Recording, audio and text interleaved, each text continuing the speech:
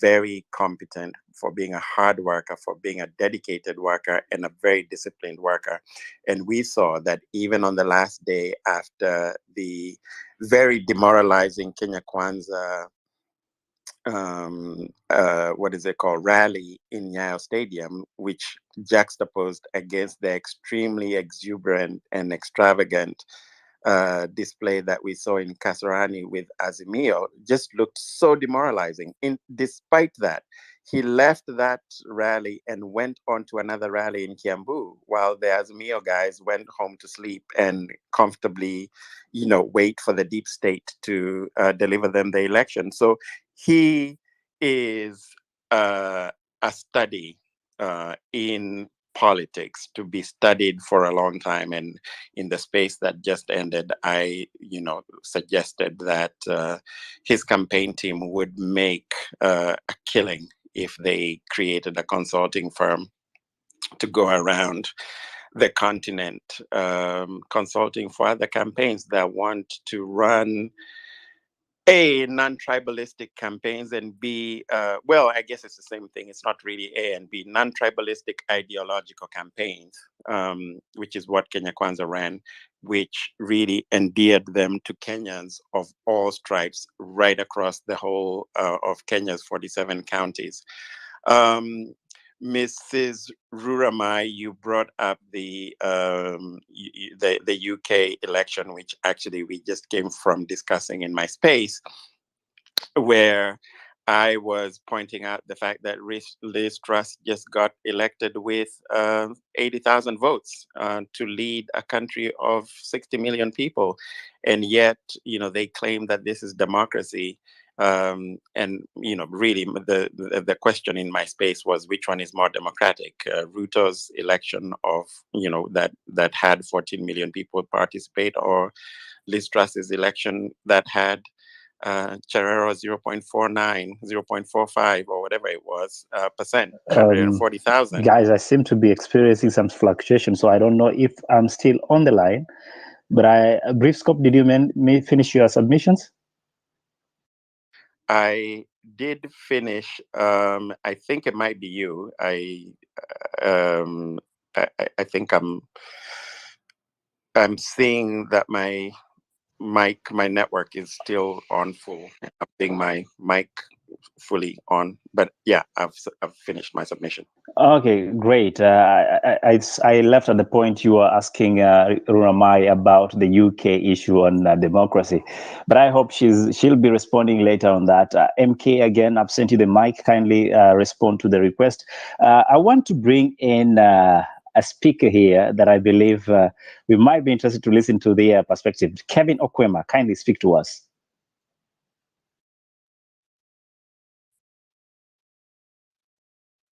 Thank you so much, Eli. I think this democracy, and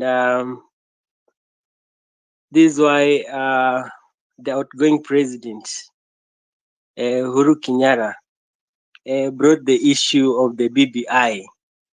You see, it should not be the winner takes it all. Now we have 7 million losers and 7 million winners. But nevertheless, I think this election was predetermined long time ago. Why am I saying this? We all see how things have been folding. We've seen how Uhuru Kenyatta and Uhuru and Ruto, how they've been behaving. I think they duped Honorable Raila Odinga. From the onset, they've been working together. Uhuru has all it takes. He has all the powers. I think he has the executive orders to even tell the army to go and to the IBC and stop the Chebukati from announcing the results. But that did not happen. Uh, we see again at the Supreme Court, Mother Koome was brought in by Uhuru Kenyatta and all these other judges. Philomeno Mwilu is assumed to be Uhuru Kenyatta's woman. But what did they do? Do you tell me that Uhuru Kenyatta did not even have powers to stop them from doing that? I think they had. To my submission, I think Uhuru Kenyatta and Ruto, they had planned this game all along. It was just a mindset, and it was a long con, and we accept the results. Uh, but again, I'm sure very many people, especially from Raila's region, are not going to vote. We're going to have voter apathy because they now don't believe that their votes count. And to William Ruto, I think he's going to become a very, very uh, popular man. He's going to rule. Uh, he can even change the constitution. I mean, somebody is telling me that like Uhuru, that he cannot even change the constitution because of the separation of powers we have in different institutions. But this Ruto is a clever man. He's not like Uhuru, so let's expect that he's going to rule. He can even change the constitution because there's no man who's going to stop Ruto. We're going to see a situation whereby he's coming to take in the place of, uh, of Raila in his regions. Because I don't think there is any man, if Raila goes from the political scene, who will come to again challenge him. So let's brace ourselves for that. Thank you, Eli. Kevin, I've listened to you speak, and I was very patient because I didn't want to come out as though I'm trying to stop you from giving your presentation. But I have some critical questions that I would like for you to respond before I can have other speakers come in, and make it short. Are you trying to dismiss that Ruto did actually win this election by hard work? Yeah, Eli, thank you. I don't think Ruto won because of hard work. Uh, all I know and all I can see is that this has been a game that they played with Uhuru. Okay, I'll leave you at that. Please stay on the line. I'll bring you later on. Epiphany, I see you, sir. It's your time. Hi, Lai. Thank you very much for this chance. My voice is gone because I've been celebrating, as you can imagine. I can't believe academia is not on the space. I would really have wanted to ask him critical questions. But to my submissions, let me first begin by saying I disagree with Kevin that this election was not a pre-arranged election. It was because it was Ruto turned it into an issue-based election, where instead of discussing positions and people and tribes, now we were discussing issues. And this election is a game changer for me. I say this because we have seen end to impunity. Impunity where people think power is brokered in a house somewhere, or there's someone called deep state who owns the Wanjiku votes. But Kenyans have ascertained that it is their right to elect leaders, and they keep doing that to whoever they want to donate that power to. So when we talk about winners and losers, this is a term that the Uhuru Kenyatta and the team had coined to pretend that they are trying to take care of wananchi, because losers and winners in an election is us Kenyans. Today, we stand to benefit if Ruto becomes the best president we could ever had. We will benefit with this presidency if he performs well. So talking about it as a winner or loser, and these are a question Ruto posed to in when they were launching BBI, and he asked, assume now he has won election as he has, according to the suggestion that was there by the BBI, he was supposed to elect the president. Okay, he was now supposed to elect someone else. So he would have elected now Murkomen or Duale or Mudavadi now to be the prime minister. How would that have solved the winner loser thing? So that's a notion that was created in our minds by the BBI, which I call unconstitutional. And quickly to talk about the Supreme Court, and it's unfair for Kevin to say that the Supreme Court was this and the other way, because when you listen to their argument, they are very sound. These guys came with fake evidence, and continue kuna feelings. You're not supposed to bring your feelings. Bring evidence. Let the law take course. And something else you need to understand about the judgment of the Supreme Court, unlike all the other courts, this is a constitutional court where they look at facts based on the constitution. They had to remove or to declare the Article 83, I think, that's of the IEBC Act as unconstitutional because it was contradicting the constitution. So for me, Chebukati as a big factor in this election. I don't know how we're gonna replace such a chair, because standing up against the state machinery to become to be counted and to declare a president amidst everything that was happening in Bomas, it's that's a heroic act to me.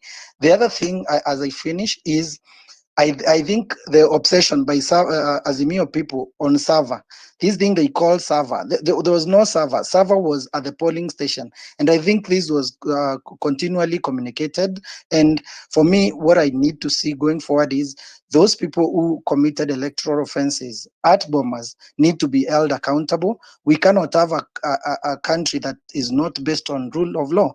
We shouldn't let people go, because if the Kenyan democracy was not where we are now, we would have been plunged to very bad chaos. But now, because Kenyans are peace-loving people, let the law take its course. Let's jail some people.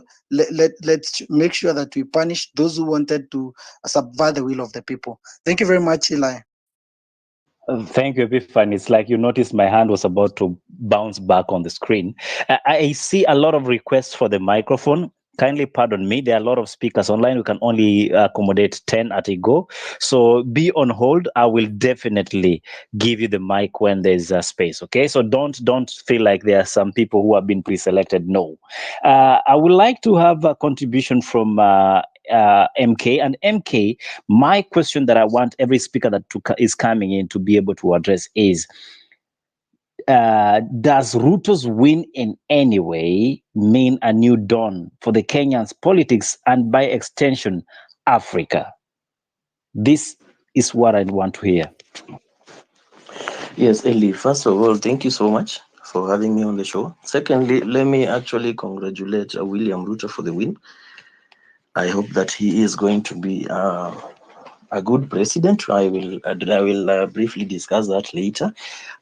In my opinion, yes, I agree. It looks like it's a new dawn, and basically for the reasons that first of all, Eli, we have had elections in Kenya and over Africa dominated by incumbents.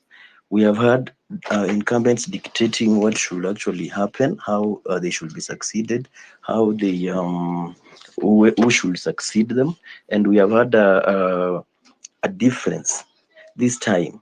Even going back to 1992-97, Moi could call the shots, would choose who to back, and most of the times, actually, the incumbents have decided the elections, and it is a difference this time round. We have had William Ruto going against the odds. He is not one of the big families that have dominated Kenyan elections. He is not vied before. He is actually the only first president who is vied on a first ticket and won. And we have had him going against the odds. He's actually out here. He has proven that you can actually go against the incumbency and win. And that is exactly what he has done. He has gone against the odds. He has disproved Raila and the deep state and the so-called deep state and Uhuru Kenyatta. He has come out. He has won. He is now there as we had Gashagwa referring to him as the son of somebody who is not known. The parents are not known, but now he is there as the president. It is actually a motivation that not we should think outside the big families that have ruled before. We can give a chance to somebody else, and I think it's a new dawn in that aspect, because now out here people will as much as I really don't buy the hustler narrative, but I believe he's proven that he can outdo the people who are in power. Secondly, I'll briefly talk about please feel free to actually interject if I'm taking too long, because I may not be looking at the screen as I speak. Secondly, Ellie was actually looking at the nature of politics. I agree with somebody who has spoken before me. MK, you're a bit muffled. Yes. Could you just check on your mic? I don't know whether. Yeah, I think you just changed your position, so your microphone is a bit muffled. How about that? Yeah, we can work with that. Yes, Go ahead. I was agreeing with somebody who said actually the Ruto's tactical awareness of the politics, the Kenyan politics that has come out during this election is actually a topic of study. We have interacted out here with people who had been made to believe that there is no way Raila was going to lose. That Raila was having the deep state on his side. He was having all the support he had in previous elections, and he was not going to lose. And here we have had to see a very ruthless organizer in campaigns in the name of in the person of Ruto. The guy has not actually even rested. You could see him going on the campaign trail all the 7 days of the week. He's not taking chances. He's flattening every other curve he could do, so that he actually has everything in order. And then we were having on the other end an overestimated group of Azimio leaders who were actually just making a killing out of supporting Raila so that they could get into positions. They were confident, insulting and disturbing in rallies, not actually even addressing issues, and behaving like now because they have the deep state on their side, they are actually going to win, and there is nothing else. No other option. And then we were having actually supporters believing that lie, even until yesterday and today morning. We have had the likes of Anyang' Nyong'o posting that, oh, imewezekana, just before the ruling. You see, such lies, you don't know what you're posting, but there are people who are looking upon you to get information. But you're giving false hope to your people. You're not doing the proper groundwork. And now this is where actually this election was won. This election was won on organization, tactical organization that Ruto employed. You could see him. There is no point. There is no place where he has not gone. He used to come after Raila and neutralize any effect that they had made in any rally, and now. And I have heard somebody say the election was actually pre-planned. It was known that who was so and so was going to win. I respectfully and wish to contradict that. Nobody actually knew what was going to happen. Nobody knew the outcome of the Supreme Court. Nobody knew in advance the outcome of this election. We could only predict by Friday last week that this, according to the hearing which I followed, all the 3 days, I could personally just predict that there is no other verdict other than the dismissal of the petitions, because I had how every other evidence was diluted. Ellie, we're having a Supreme Court that is handling elections in a different manner compared to the way other cases are handled in Kenya. Normally, out of my brief spell of practice, Normally, cases in Kenya are handled in an adversarial manner. Adversarial here is the one party presents their case, the other party responds to that case. The judge is very neutral. If you leave out anything, you don't clarify issues, that is up to you. You will read about that in the judgment, and it will be detrimental to your case. But now we were having a Supreme Court that is inquisitorial rather than adversarial. Inquisitorial in a way that if there is any question of evidence that is unanswered or that is not clear, questions were being raised, so that there is nothing that is going to limit the fairness or the openness or the fair verdict of the judges. There is nothing left unclarified. There is no evidence that is left ununderstood. So we were having a situation where the judges have actually brought out all the falsehoods that were in evidence, and all the clarifications are out here, so that even the layman, the basic mind that is not a legal mind, could actually see this case is lost. We could see clearly that whoever was having glory a few minutes ago is now in shame after a response has been tendered. Now, what are we saying? We actually saying that the Supreme Court handled this matter in the best manner. Actually, in my own opinion, it was the best hearing, the best interaction of a hearing that you could actually experience. And then it is even impossible to come out and deny. MK, land, please. Okay, Ellie, yes. And it is actually even impossible to come and castigate judges for the work they have done, and especially because we actually haven't even read the entire reason judgment. It may be over 100 pages. So we should come out here and accept the verdict. And people who are actually the Azimio people who have lost, let them start healing. It's very important. People should start healing, so that actually we all wish the incoming government the best, so that they succeed, and it will be for the good of all of us, rather than be in pain and start actually attacking each other verbally on social media and such stuff. Really, that is enough for now. Thank you, MK. I know when it comes to matters law, you're very passionate about them. You can go on and on and on, but I'll let you take a chill pill for the moment, because I would like to have the following order of presenters. I want to speak to Wanda, and then Garcia. After Garcia, sorry, Garcia, I didn't see your hand coming up, so I'll technically skip you unless I see your hand. Okay, there goes his hand. Wanda, Garcia, Odor, and Victor in that order. Guys, make it 5 minutes each. Thank you so much.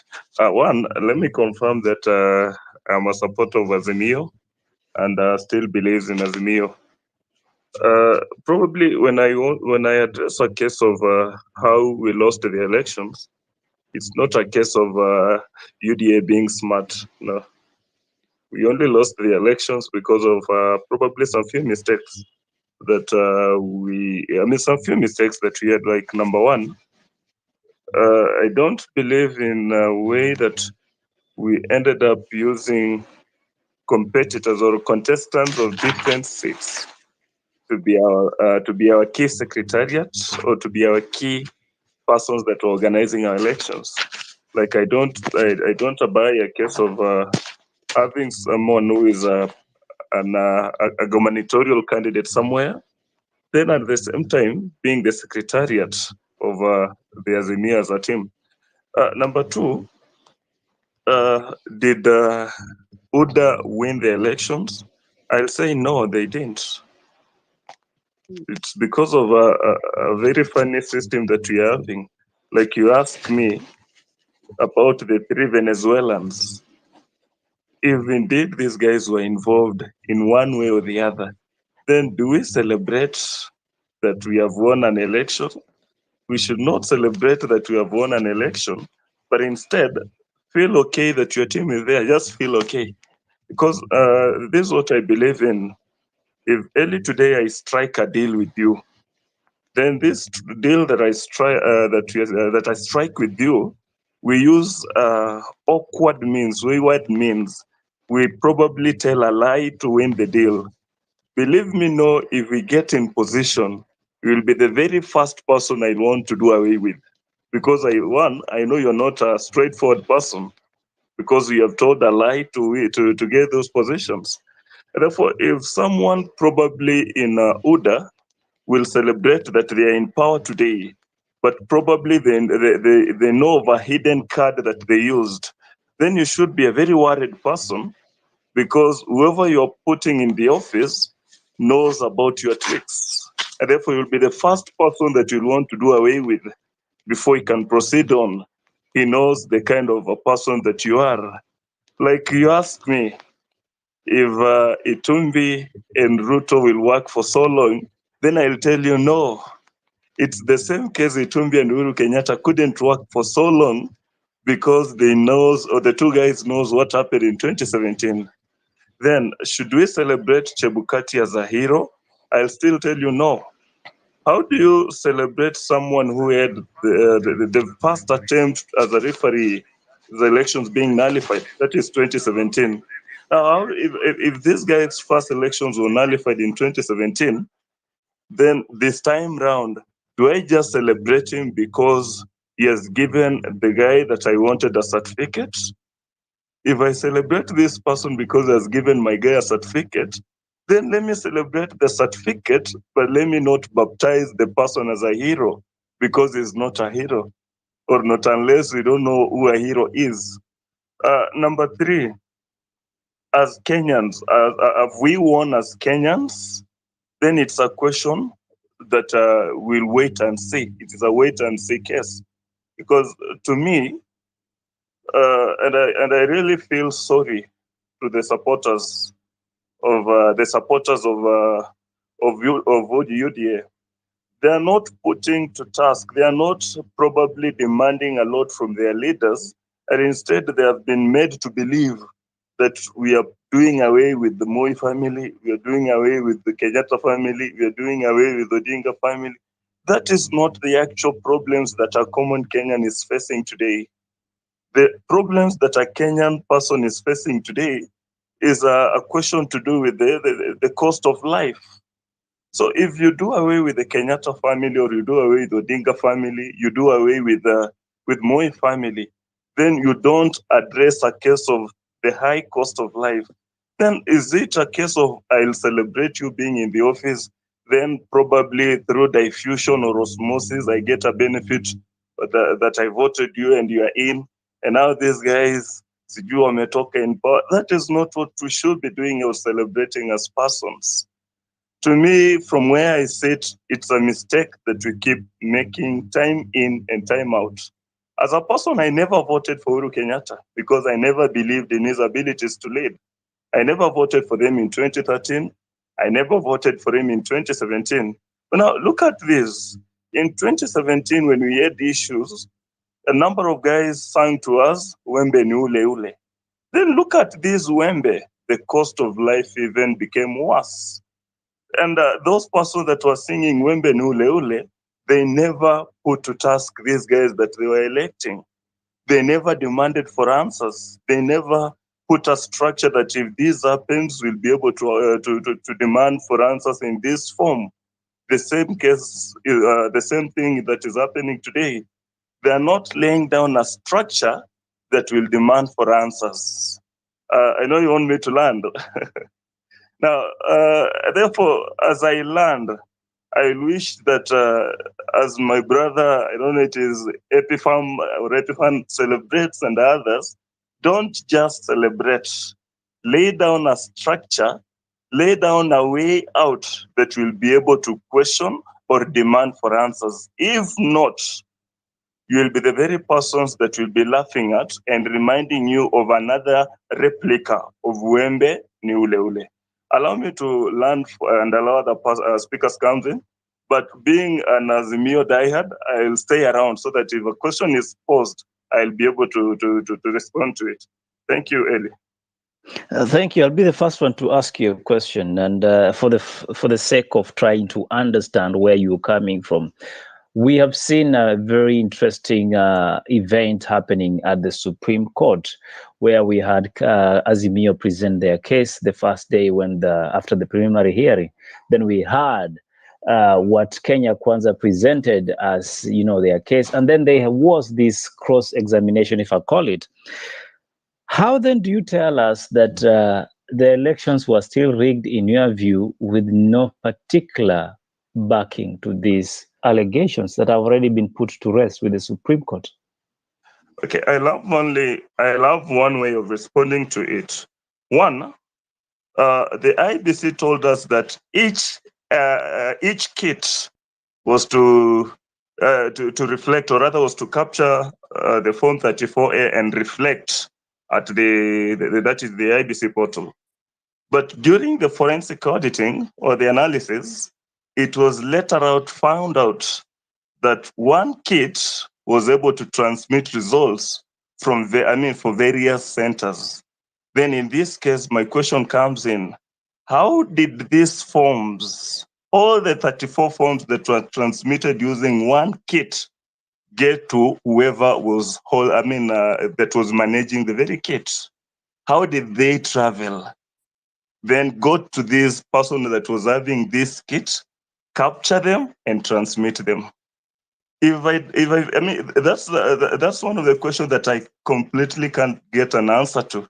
Like, we had a case study of someone on IBC portal that one kit transmitted results from Bungoma and Nyeri. Makiu on the same day, probably a difference of few hours. How possible is it? Thank you. Well, again, I'm informed that the results were announced based on the physical forms, something that you and I need to chew a bone over. For now, let's talk to Mr.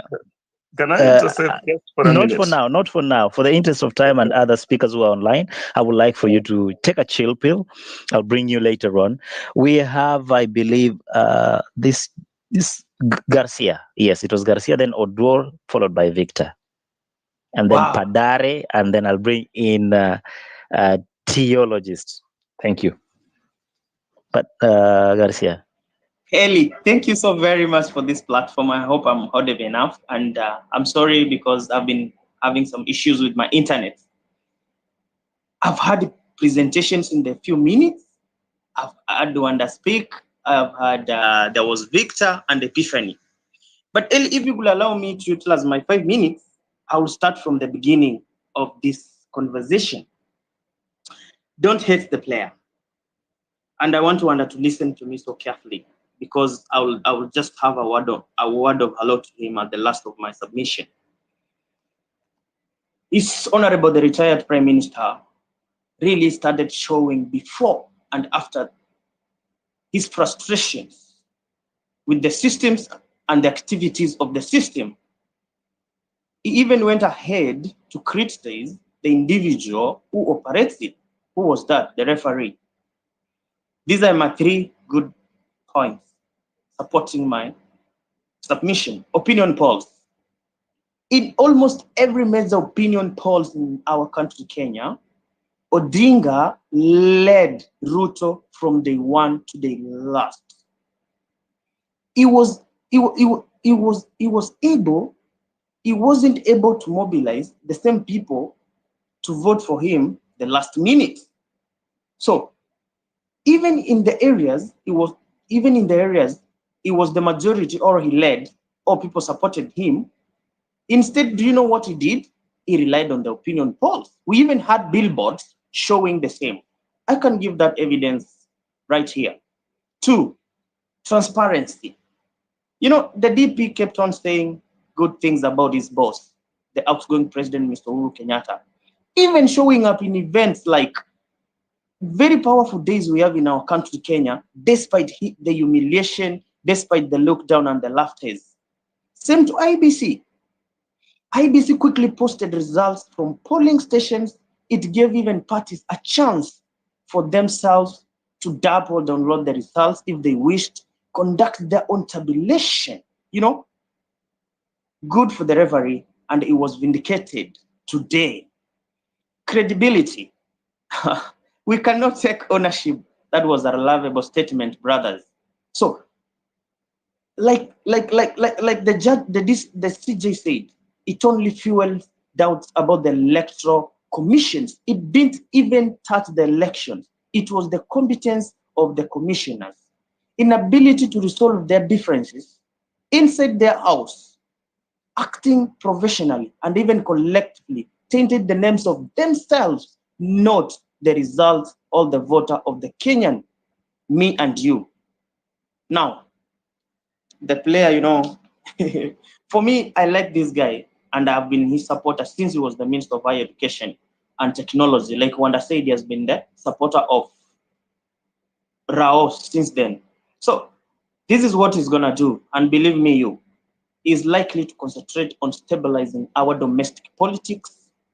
He's going to find ways to fulfill his promises he made to us as Kenyans, and he's gonna look for ways to balance the coalition he created, Kenya Kwanza.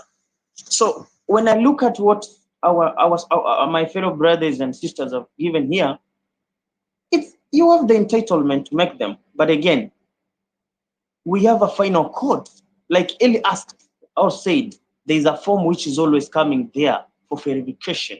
So lesson number one, there is power of consistency. I mean, setting all your eyes on the prize and you always go for it. That's what Ruto did.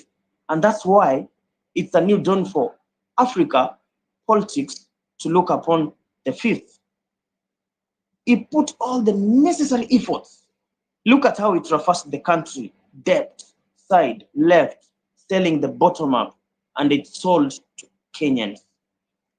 Two, look at the amount of insults, the name calling, the backstabbing of his boss, even blackmail. It did not even deviate him from his goal of becoming the president. Now, somebody is here telling me it did not work for it. He even got up early. Somebody said this point, but I will repeat it. He got up so very early every day. He is going out there straight to work. And what is the end result? The president. This dude is focused. He's unapologetic. He even saw it from his boss. Trust me, so many people saw the presidency in Dr. Samuel William Ruto. I mean, nothing discouraged him, be it the opinion polls, be it the insults, be it the backstabbing. But this is my point number one to my brother Wanda. Nothing comes easy, bro, especially when it's good. Garcia, your time is almost up. I would like for you to make your conclusion, but as you do that, this is my question, sir. As you do that, I would like you to respond to this. What does Ruto's win mean for the African politics? Okay, thank you so very much, Eli, for that. So, nothing comes easy, as I was saying, especially when it's good. And Istako can testify to that. The people around him paid heavy prices, but they finally finished the rest. For Rao, before I answer Eli, is that he has got 5 stabs for the top seat. He didn't stop.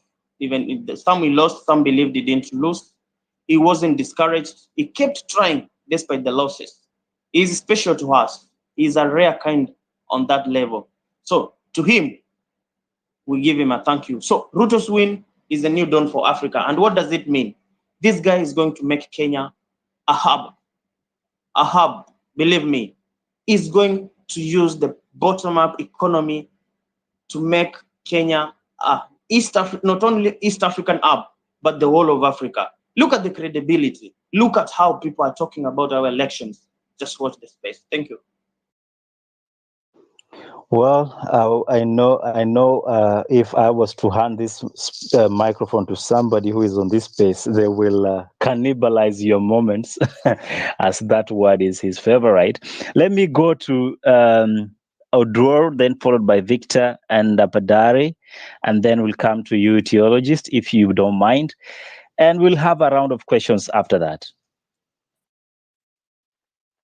So thank you for Just before you do that, Ruramai, I already sent you the request. Kindly look at it. Proceed, Odwor. Okay, thank you. I hope I make it short. So one, Ruto's win, it's a new dawn for Africa. Yes, it is coming from a nobody, even though yes, he had good connection from the time he became the first time in his MP. He had good grounds to see the system, how the system works. And so he knew, if I master this thing and I play with the system, I know how to win it. And I remember 2017, when I first felt his pain of actually pushing for something and not seeing it go through when he supported. No, it was not 207 supported Baba, and they didn't get it. That was the first time I saw him trying to push for something that he didn't get. I was still young, I was in school yet, but at least that was the first time I could understand politics, because when 207 happened, I saw the pain. So there are people who are just destined to win, irrespective of whether you like it or not. There are people who are destined to win. So for me, I knew this guy has never tried anything and lost. So his winning was not like a miracle to me. And being that I didn't vote for him, I wanted to vote for Jacoy actually, but when I noticed like his brother is also a friend to Baba and ODM, I know it's politics, I felt disappointed. So I didn't do the election. I didn't vote for the president, but I voted for other people in the section. But still, I knew, because I believe, I'm one of the people who believe, me as a normal Kenyan living in Kenya, surviving from the hustler, a real hustler, surviving on the hustler narrative, because I'm a border guy. I know whether I vote or I don't vote, the presidency will always go to the best bidder or the best person with the best tricks. Because Baba's been that one guy who believes like, yeah, I'll get it because the people love me. No, it will never work. You just have to know the right people to communicate with. And still, Kenya is a tribal country. So, and I still believe for the next maybe 100 or 200 years, it's only be a Kikuyu or a Kalenjin will lead Kenya, unless they decide to work all of them together against a Kikuyu or all of them against a Kalenjin. But as long as there's a Kalenjin Kikuyu collabo, any other tribe will ever lead. So that didn't scare me. So his win is congratulated, and I knew that's the best thing for him, being that he has never lost anything. For Baba, it was painful. But yeah, as a Luo also, we've used to seeing losses 5 times, so it doesn't scare us anymore. So it's a new dawn for Africa also to know like somebody can come from nowhere, learn the system, and beat it. So like for me, that's like beating the matrix. Sometimes the matrix is about you knowing how it works, then playing outside it to win. Because now this year, a good number of us actually believe Baba could win it. And the fact that I didn't vote now for him, I feel like maybe I was part of the few people who disappointed. But yeah, that knowledge of knowing like there's things in the system that you just not leave it in the deep state, because we always live in the narrative of a deep state, and now it's a reality that you can have the deep state still and still lose. Now to me, it make me discredit the existence of a deep state, which disappointing. But yeah, at least now I believe like that shit cannot work. Then they also done for the people of Africa as a whole is for them at least to see like a country like Kenya, people who people believe in and are strong and been born with their names, also been beaten, and the country can still be peaceful and quiet. So it's a lesson that people should learn, and also I hope other countries surrounding us will also learn from that. But I still don't believe somebody just come from nowhere and become the president. That will never happen. It has to be somebody who has sympathized with the system and works with the system to beat the exact system to create a new one. So I hope Ruto will create a new system that will protect us, who he said he'll protect. So the other thing that I've learned, I know most of you in the space here have been happy and congratulating Ruto, and it's like you anticipated this win. Yeah, it's easy for you to anticipate the win and be happy about it, because things maybe are going well for you outside the country, or where you have like the first lady who talked to you. It's easier to love your country when things are going good when you're inside there. But when you're here, you know 100%. Even if Raila was still, me, I'll still buy my fuel at 160. I'll still buy my bread at 70 bob. I'll still be unable to take my daughter to school. I'll keep it when I'm home. And that's the pain I have. Like, I'm like, will he really change the things to make the Arsenal narrative work? Whereby now with me, with my 10K salary, I can ensure like all my kids, okay, I have one daughter who can be in school, and my niece whom I'm taking care of also, I can comfortably pay for them for their schooling. You see, because for me, I don't see it in terms of the dynasty or whoever was removed. I see in terms of how many opportunities will we get in terms of me, the easier person. Because the guy, like when they were in Nakuru, somebody just ran to break the protocols to give him his CV.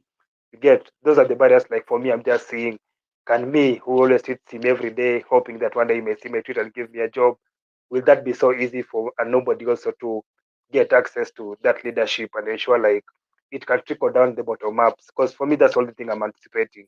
Will the bottom up economy actually come to fruition? And will people really work together for the next 10 years? Because I don't think anything will change for the next 10 years with his leadership, unless they change the constitution. But I know it's 10 years for next for Ruto leadership. So I'm embracing myself for that. Like, I hope in the next 10 years we can see actually the bottom ups coming through and working, and Ruto making life more easy actually for us, the wheelbarrow pushers, rather than I see how Gachagua is talking, because Gachagua is Kikuyu, so it's always about trying to recover or trying to change the narrative. So I hope Ruto will shut that down and actually be easy enough on those politics. Because me, the only thing I hope for is that politics will be reduced. Because despite everything else, the reason I didn't even vote for presidency because the people have known, like, I didn't vote because I knew, like, if he's going to win, then why should I vote? Just like Ruto said, it's a God-given win. So if it's God giving it a win, why not? Because I actually had to go to vote because one, I was pushed by someone, and two, I really wanted Sakaja to win. So like for me, I want somebody whom I know say something that I can relate to and I can speak for and I can go for. But for the two leaders, because at the end of the day, in the spaces of it, they win right now, nobody cares about what Jack or the other because they were like the people who push each other in school. So only the two were the important people. So for me, I didn't believe in their ideas because usually they make those ideas like they did with Uhuru, and then they shut it all down and now make politics another thing. So I hope in the next 10 years we won't see politics, but we'll see things work out for us, the wheelbarrow pushers. Otherwise, thank you for giving me the chance. Wow. Thank you so much, sir, for your contribution. I don't know what's happening. A lot of people are trying to join this space, but they are being denied the gateway. So I don't know what's happening. If any one of you could be knowing if there's a problem on Twitter, let us know, or tweet me or DM me. Let me know if that's the issue. Meanwhile, I want to invite Dr. B. And Dr. B, as you speak, kindly help us understand, what does Ruto's win mean in the African politics at large? And for Kenya, we've seen a man who claims to have come from nothing to rise to something. And today he's gonna, next week, probably on Tuesday, be sworn in as the next president, the fifth of the Republic of Kenya. What does this illustrate in matters political leadership? Thank you, Eli, for this opportunity, and other speakers and listeners across the globe. First of all, I'd like to congratulate the Kenyans for their conduct, their decorum during this time. You know, there's been a lot of uncertainty about the outcome of the Supreme Court, but I can say for sure the Kenyans were really patient and exhibited, high degree of understanding and maturity. The other thing I'd like to mention, as per your question, what is the Ruto's win? I think it's a great achievement of democracy and the growth of African democracy as a whole. Kenya has shown great progress right from the multi-party democracy of the 90s to date. I can say for a fact that I have been able to study the Kenyan democracy for quite some time. And I can tell you that the hero to this election is Chebukati. Why am I saying this? Because one, he stood against the system. And in this case, we're all aware of what transpired. We have seen the videos, we have seen we have had the phone calls, and I trust the various affidavit that was provided, because this has been interrogated at the Supreme Court, and we have seen the outcome for this election. So I tend to feel that he's a hero, because if he had gone against the will of the people, what would have happened? Maybe it would have gone to the Supreme Court, and there they would have did the recount, and then discover that, okay, he did not do it the right way, and that will, reduce the confidence of the Kenyan population on the IEBC conduct. So I think he's a hero in this case. The other thing I can mention is the Supreme Court. They have exhibited confidence to the Kenyan electorate. This, as an ordinary Kenyan, we tend to believe on the independence of the Supreme Court. And this is what we need in the country, because you'll find that the Kenyans are very hardworking people for sure. But in most cases, you'll find that those who have got connection to the judiciary, those are the guys who have got their will, on the way they want. They can break the law because they know they have the judiciary in their pockets. So I think it's a good start, and I believe that Honorable Ruto is going to make those changes. You know, he'll for sure make the courts independent by having their, you know, their budgets on time. He has mentioned about the police should be away from the office of the president. And I think he can attest to this because initially the Kenya Constitution 2010, the in charge of the police was supposed to be appointed through the legislature, and it wasn't a sole authority of the president. But we see on the first term of the 2013 presidency, when we had the tyranny of numbers, they participated to change the constitution such that the president had utmost authority to appoint the in charge of the police, and that has bite them this time round. And I think that's why he's mentioning that they need to separate, you know, the police, the criminal justice system from the office of the president, which will be good for the future generation of those people who are going back to contest this elective post. So the other thing I want to mention about the Kenyans from this election, the Ruto's win has shown that you need the votes from the people. You don't need the system. Because if you have the people, if you have the votes, no matter what the system is, you will always prevail because you are speaking for the masses. And I can see, based on his charismatic, proactive attributes, you know, he's a mobilizer. He worked so hard, and I think he was able to identify the challenges early on. Immediately after handshake, I think he was able to tell because, and you need to have your intelligence as a politician because you have to have people whom you trust. You can't work as an island. You need collaborative effort. And that's why he was able to get some of the information because I do believe that he had some insiders within the office of the president, within the Azimio, you know, and that's why he was able to be a step ahead of the competitors. So he's an open-minded person, I can say that, and I think he's a good listener. And a good thing is on the aspect of being a collaborator. You find that people like Honorable Mutua, you're all aware when, you know, he called a press conference at some point, crying that Ruto, I don't know what happened there. And then also the Papa Roma, you know, they had the issue with Mnabadi, but he was able to bring them to his fold, and they made him president. So in a way, you will need to have that kind of mindset as an African leader, because our politics is tribal. But then in this case, I tend to think Ruto has shown us that you don't need the tribal kingpins. You don't need to have the Mount Kenya votes, because you can see with Raila's numbers, he had very minimal votes from the Mount Kenya region. And you find that the difference was very small, about 200,000. So in a way, if you're a good mobilizer, it's possible for you to become a president without necessarily having the Mount Kenya block. Okay. So the other thing that I'd like to mention is that as Kenyans, we need to hold accountable our institutional bodies. You know, the IEBC, the Supreme Court, and also the people who try to subvert the will of the people. What does the law say about it? If they committed offense, we shouldn't say that, okay, the Supreme Court has decided, we should forget and move on. I tend to think we go back to those incidences. Those people try to subvert the will of the people.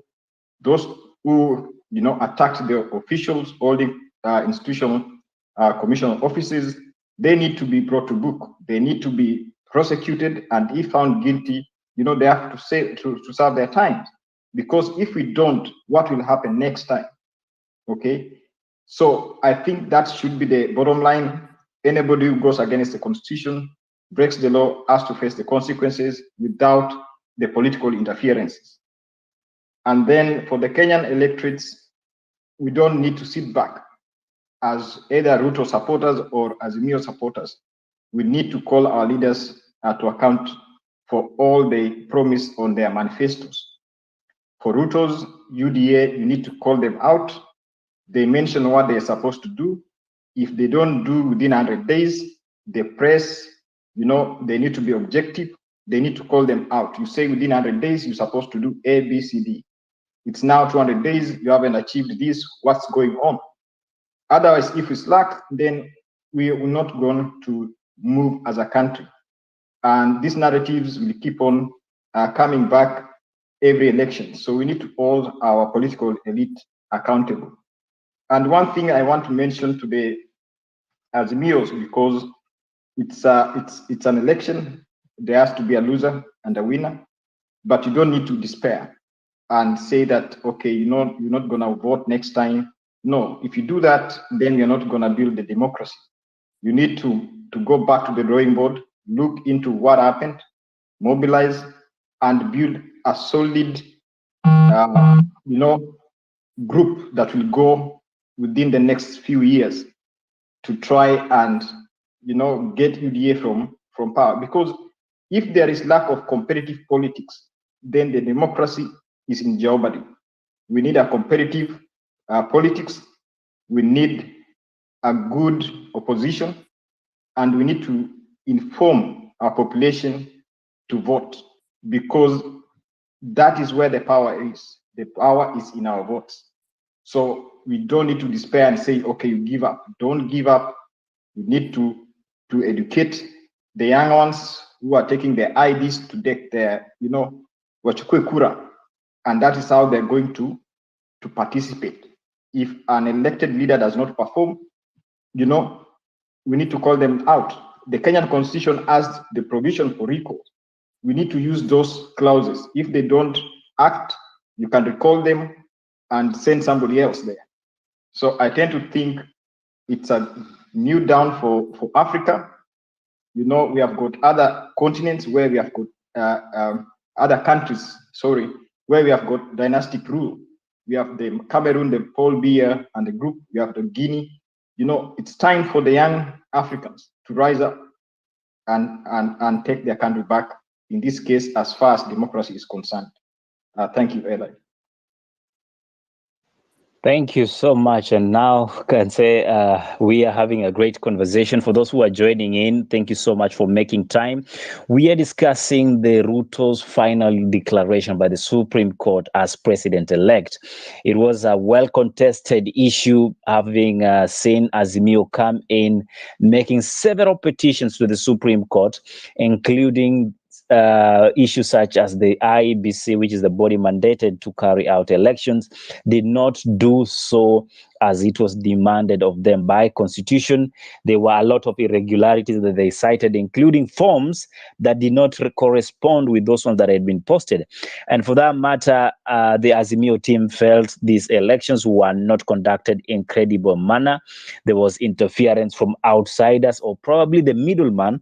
But of course, at the end of the day, the Supreme Court sat down, listened to both cases, and looked at the evidence that was produced, and they pronounced themselves and ruled out all the 7 petitions. So today we are here to see what does then Ruto's win mean for the African politics. Does his win just end with Kenya having another 5 years of another presidency? Does it reflect on the growth of democracy in Kenya and around the East African region and beyond? Or does it simply tell us that with time, every young African leader or individual that puts their feet on the ground and work towards achieving what they dream for, they will be able to to achieve those dreams? Those are the questions you're trying to understand and converse about. And it gives me pleasure to welcome a brother, Mr. Padare. Come and speak to us. 5 minutes, sir.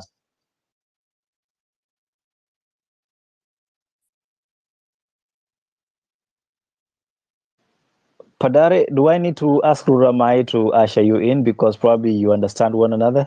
Oh my God, that's quite trying. Or what would you call it? Very un-African. Hi, Padare, are you there? Maybe there's a language. Is Padare, this Shona? Padare. hold on, I'll see if he's back. But guys, in terms No, of I'm there. okay, you can go ahead, Dan. I've been sitting here listening and waiting to just say congratulations to Kenya and Elia and the team for for the in-depth discussion we had the other day. I think for those that are in doubt, because I've had a lot of people asking and saying, how will this all play out in terms of holding the people to account? I'm always saying the biggest issue we have is trying to hold people to account without their manifesto, without the constitution. The only the only thing you can do to hold people to account is by what they've promised to deliver. That is the only thing. This notion of, oh, where is he come from? What is he doing? It doesn't matter. He's campaigned well. He's won the race, and he can only produce by actually you guys looking back at the manifesto that he's been voted for and the policies that he promised to change.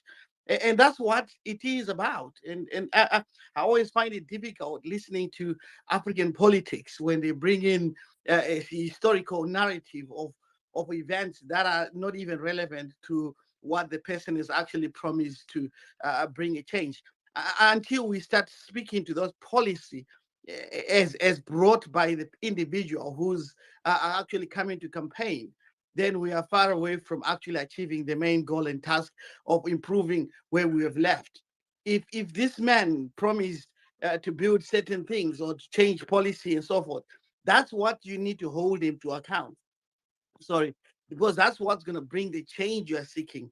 That little walk into a little step into democracy will always be a better state of affair. Sorry, let me move away. I think my girl child is having a little bit of a tantrum with the mother. But that's where we really have to be able to look at and say to ourselves, what has this gentleman promised? Don't look at anything else. You see, I've been having the same discussion with people from my home country. They want to hold a president account for things that for a political narrative that happened 30, 40 years ago. That's not how politics, that's not how you grow your democracy. Someone is being elected tomorrow. This man is going to be sworn in as the president of your country. From that time, that's how you look at him and his policies. That's what everywhere else, whatever countries we're living in all these democracies that we're trying to copy and try to think of, that's how they do democracy. That's how they play the political game. So I sit here listening to people who are trying to cancel someone who has actually won a race. It doesn't matter what they've presented themselves, whether they say, oh, I came from a background of the poor to the riches. That doesn't matter.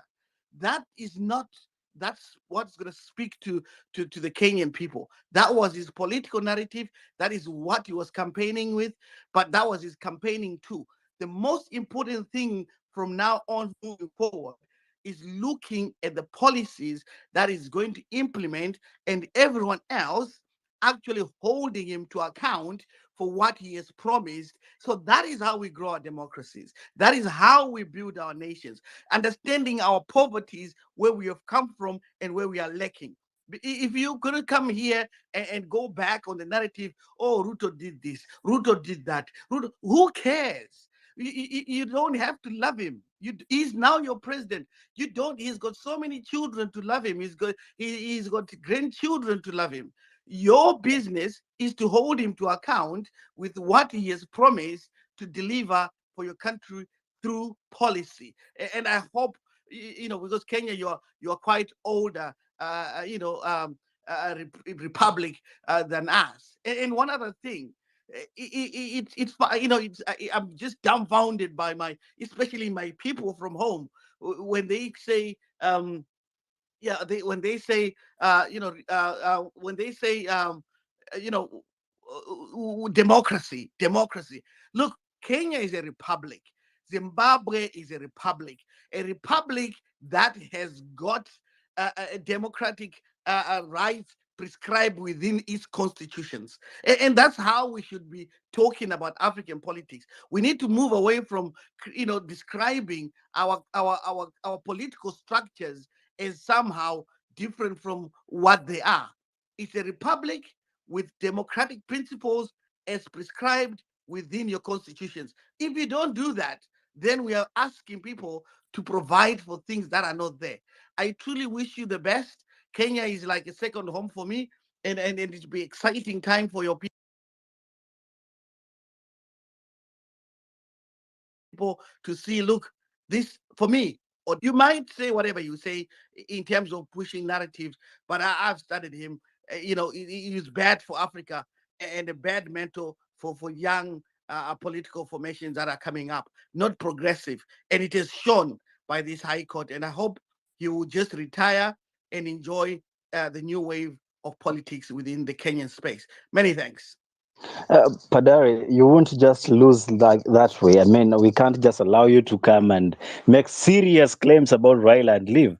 I would ask you this: why do you feel Africa doesn't need the kind of Raila Odinga mentor working for the next generation of politics? Because in my case, Raila has been praised to be one of Kenya's father of democracy through his fights. We've seen the the multi-party coming into life.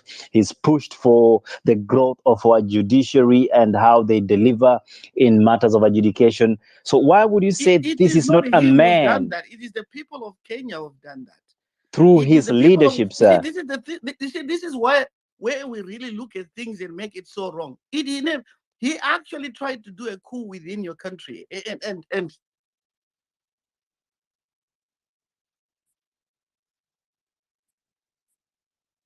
Guys, can you still hear me?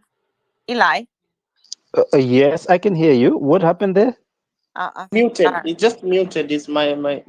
no, no, no, I sorry, didn't. sorry. I was just saying, I'm just going up the stairs. I didn't want you to hear me running out of breath. So, Okay, okay. so Kindly, you can respond to that in a minute if you don't mind, so that we yes, have a lot of speakers waiting to speak. it is the people of Kenya who vote and actually decide what is going on with things. What we shouldn't do is to normalize the abnormal. That is abnormal politics. That is not pushing democracy. You've taken the course, like, look at this case. Is taken to court. There was no evidence, and it's time wasted. Time wasted. You know, can you see the value of your money in the last week or 2 weeks when all the shenanigans were going on? So you have to say to yourself, what is there? That's not pushing democracy. That's undermining democracy. There's a position where someone needs to raise their hands and say goodbye. Asante sana, I'm done. If you don't know that, then you don't know how to push democracy. Many thanks.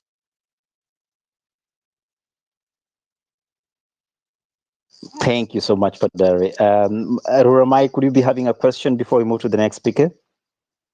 Well, basically, sorry guys, I don't want to be bad in terms of my manners.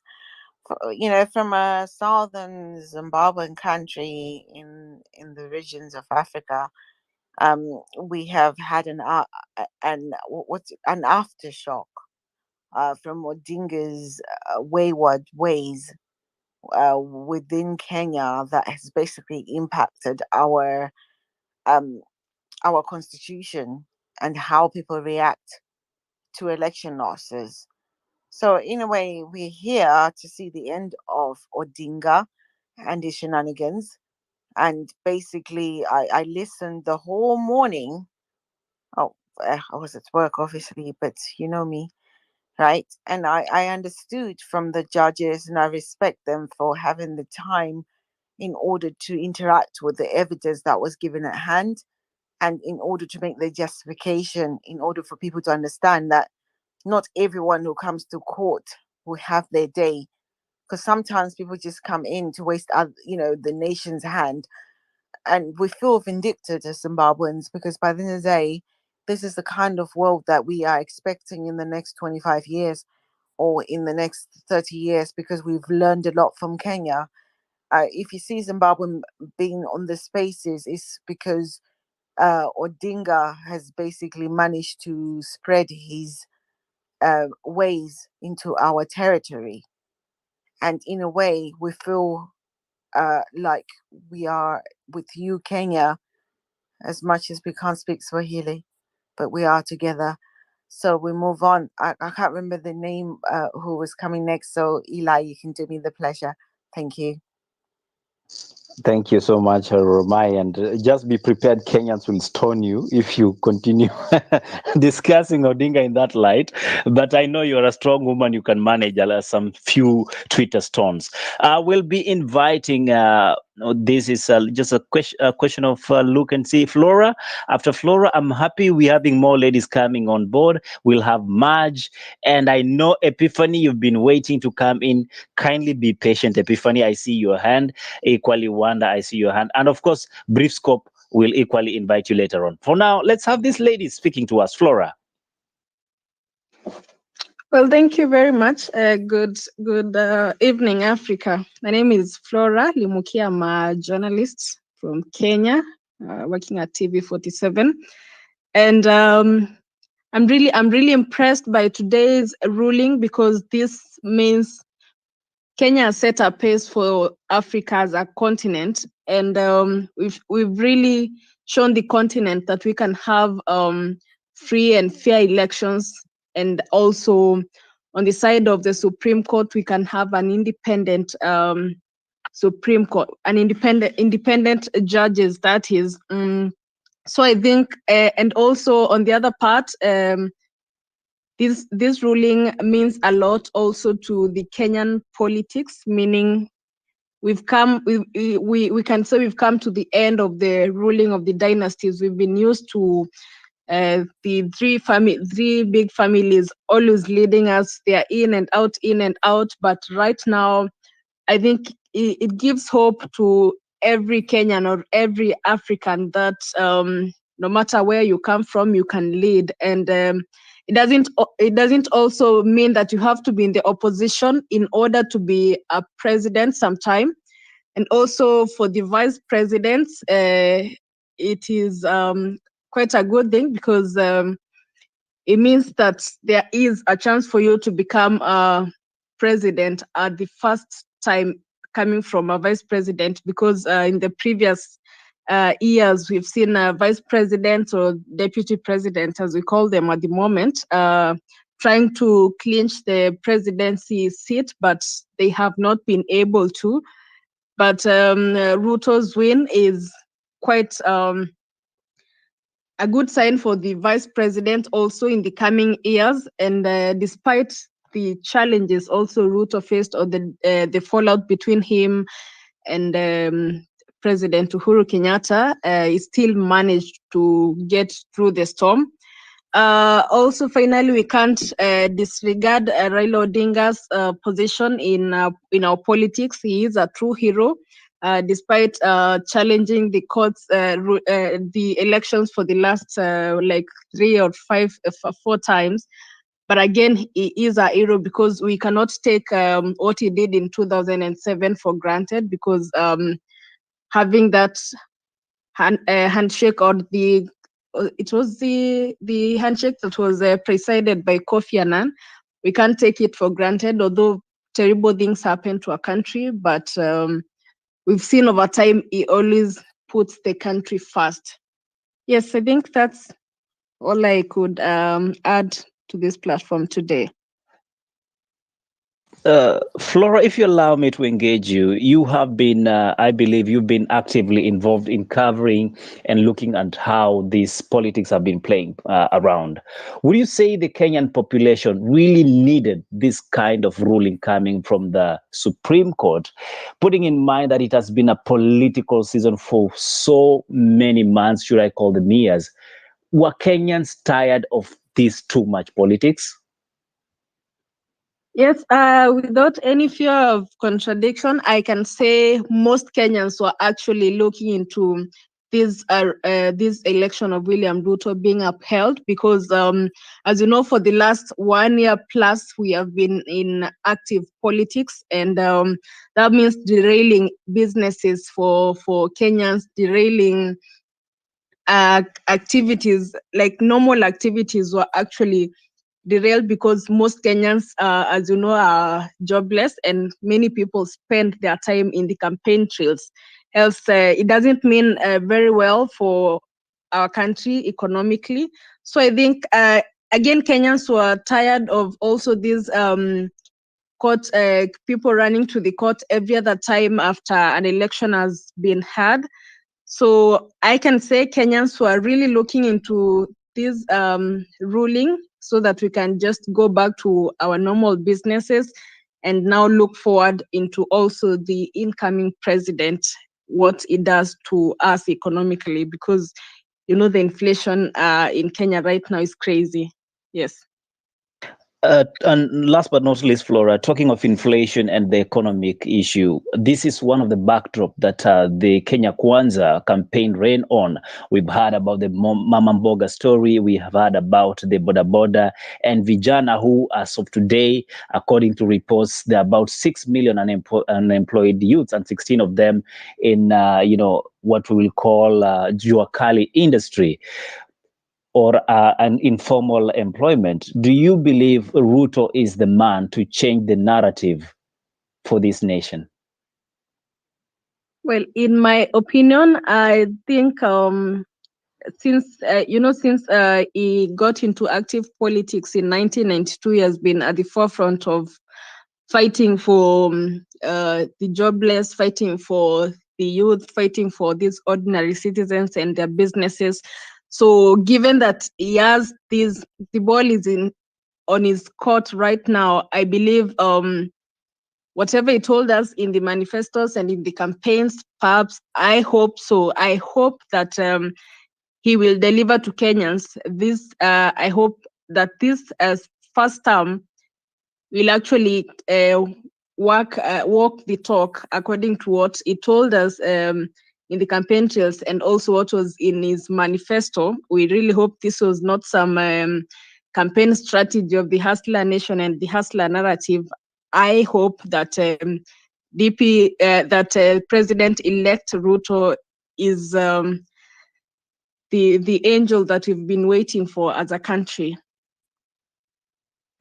Thank you so much, Flora. I'll let you go. And thank you for coming to our space. We hope to interact more with you. I know Ruramai is there, but I want to go to Marge. But before I come to you, Marge, let me just ask Epiphany to give his final submission for technical reasons. Thank you.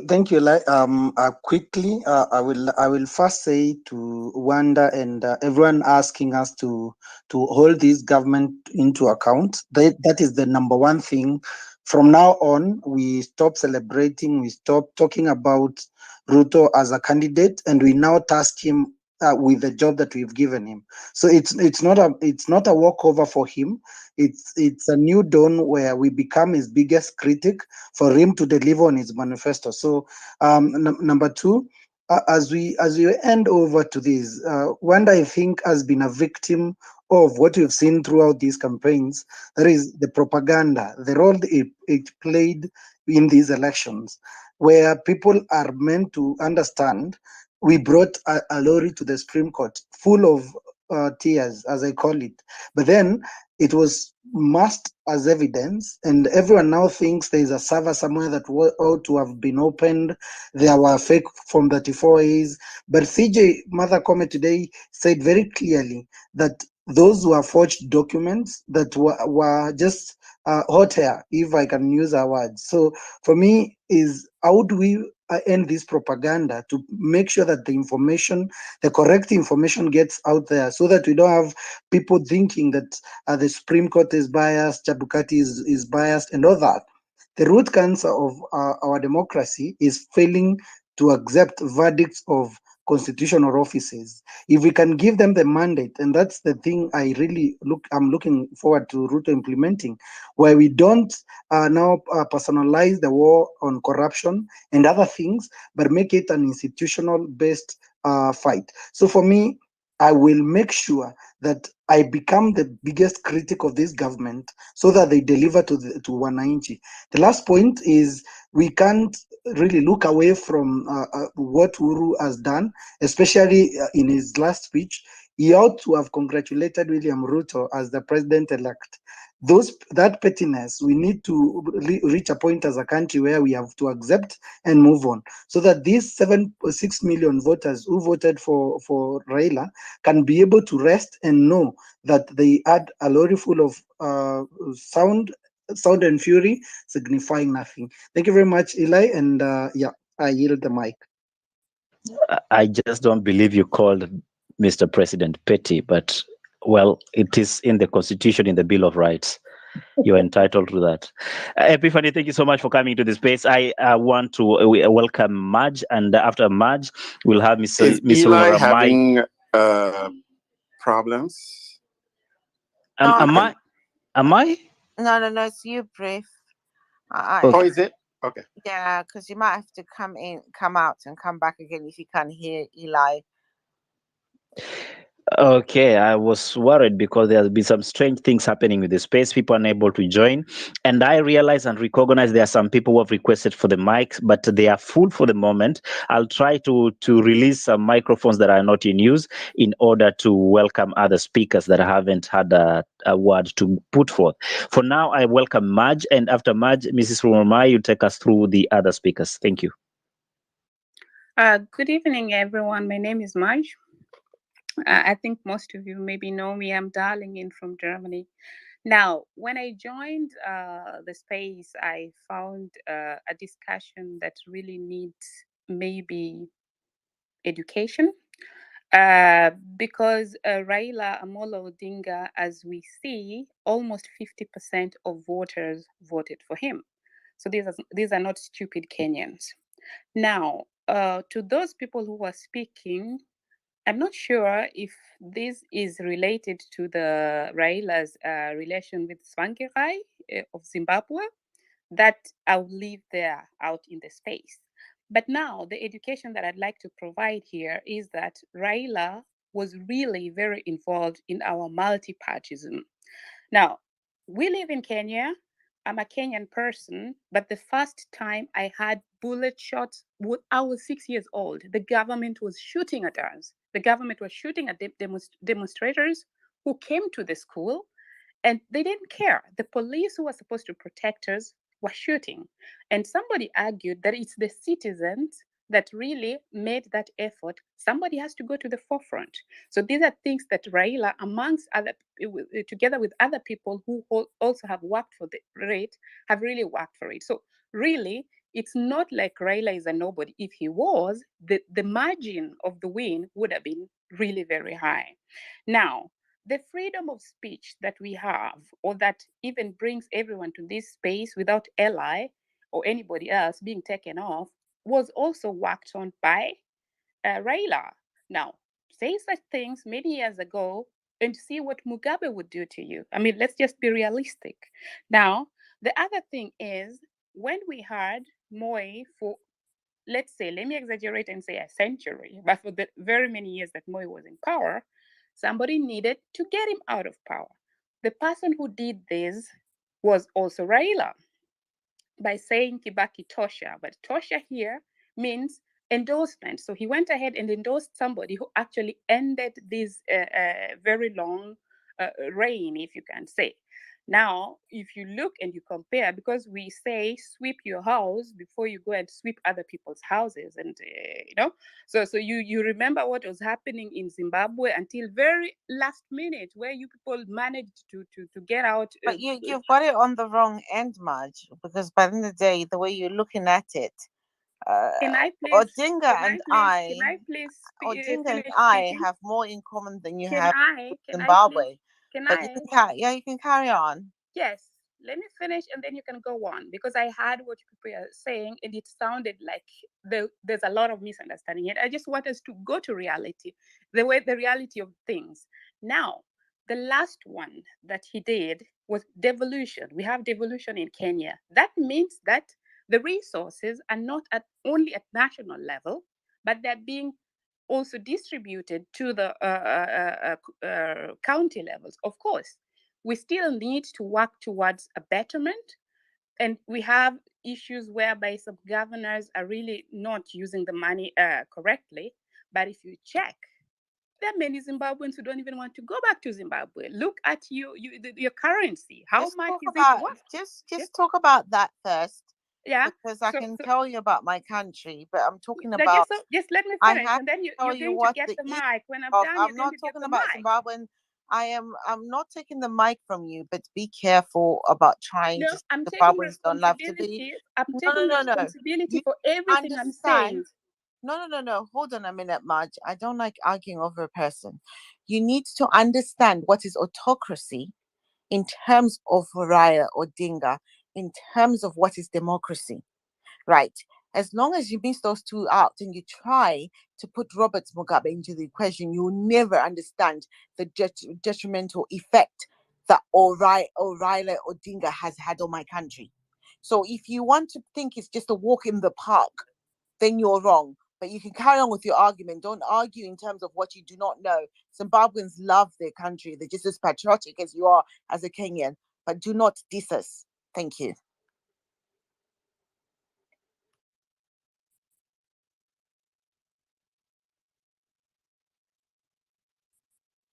Sorry, Madge, you can continue.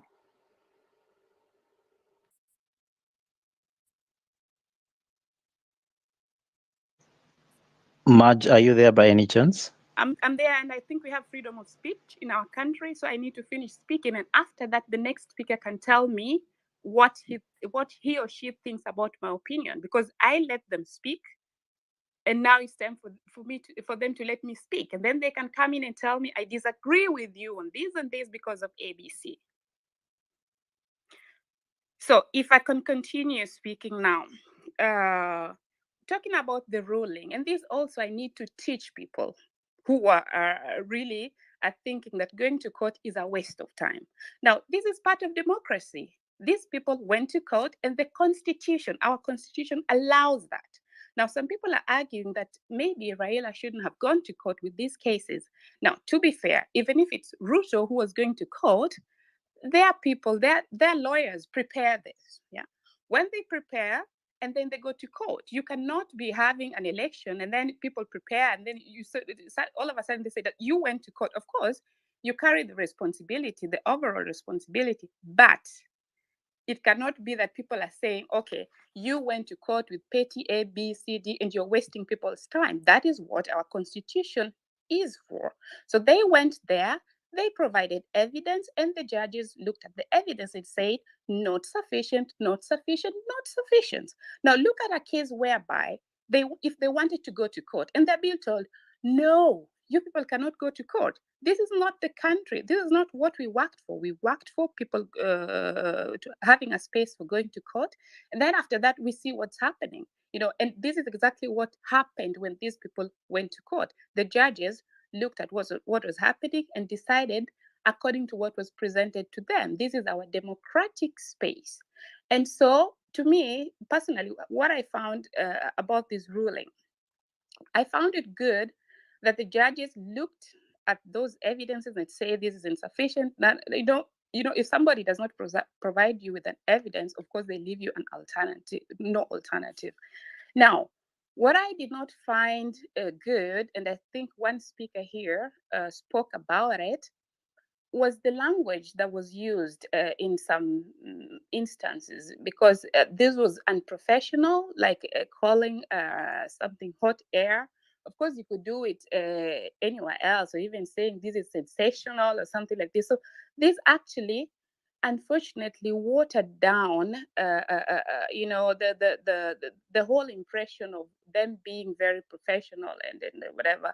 So I really hoped that they would not have used such words, but otherwise, I really still I'm happy that anybody in Kenya, when they feel that they're not happy with with the results of the elections, our constitution, which we really fought for, allows them to do that.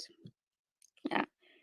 Let me check. I was writing my points down. Yes, when it comes to the next government now, though somebody was talking about dynasties, and it's really unfortunate that some of the voters were really misled into thinking that others are dynasties, others are hustlers.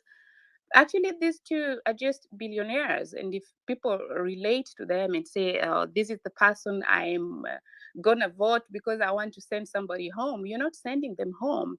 When we have the high prices, the high food prices still a problem, they're not going to say, well, you voted for UDA, you're going to buy flour at 140, and the other one is going to buy it at 160, because they voted for Azimio.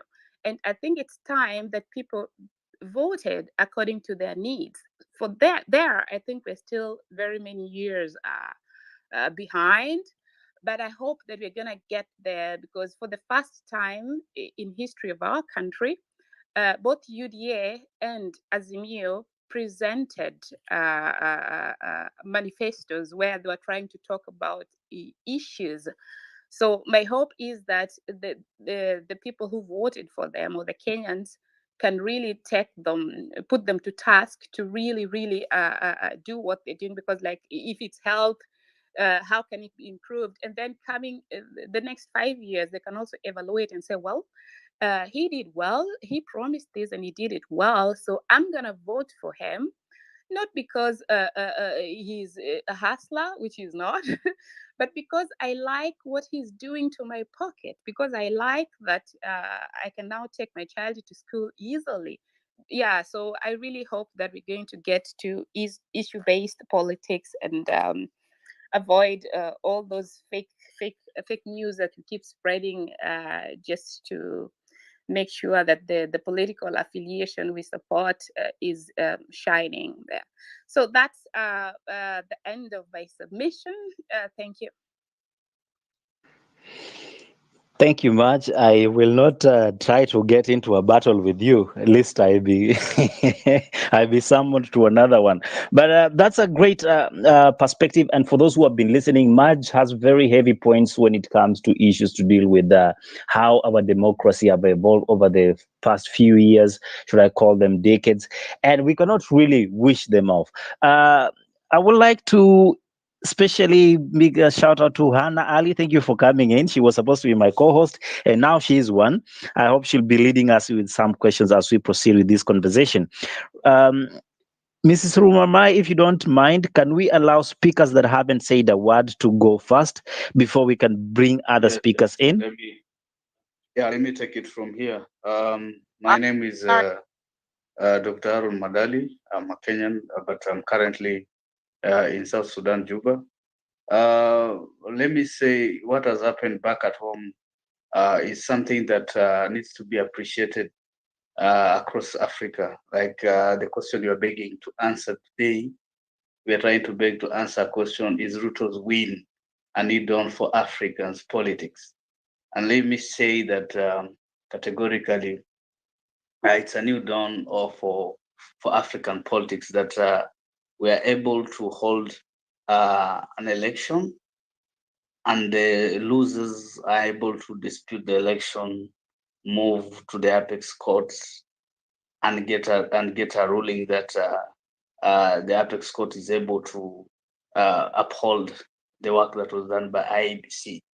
So clearly, it shows that Africa has really made a big strides in terms of democracy and in terms of self-rule. So it's a big win for not only Kenyans, but also for Africa at large. I wish to congratulate, of course, Raila Odinga for his, let me say, resilience and hard work on this democratic space, that he has really worked so hard for this country. But still, the Kenyan voters felt like he's not yet fit to reach at the pinnacle of Kenyan leadership. That's the decision of the people. As I'm speaking, I'm also one of the persons who had actively vied for political seat in 2017. as a senator back in my county. I lost, I accepted the loss. I vied for a seat as a member of National Assembly in this concluded election. I also lost. I accepted. It's painful, and I can feel for this old man that he has lost an election for the 5th time. It's crazy. The pain is too much, but that's how the people are. And let me say, this election was one of its own, because one thing that I will say here is that the way 2017 was, like, people went and voted in people along party lines. This time around, Kenyans woke up, went out there, listened to their leaders, what they are presenting, and voted in leaders who are actually issue-based. And let me say that for Raila's and Ruto's context, that we are saying it's a new dawn for Africa, is that Ruto presented himself as someone who is close to the people, and he decided to compose a team.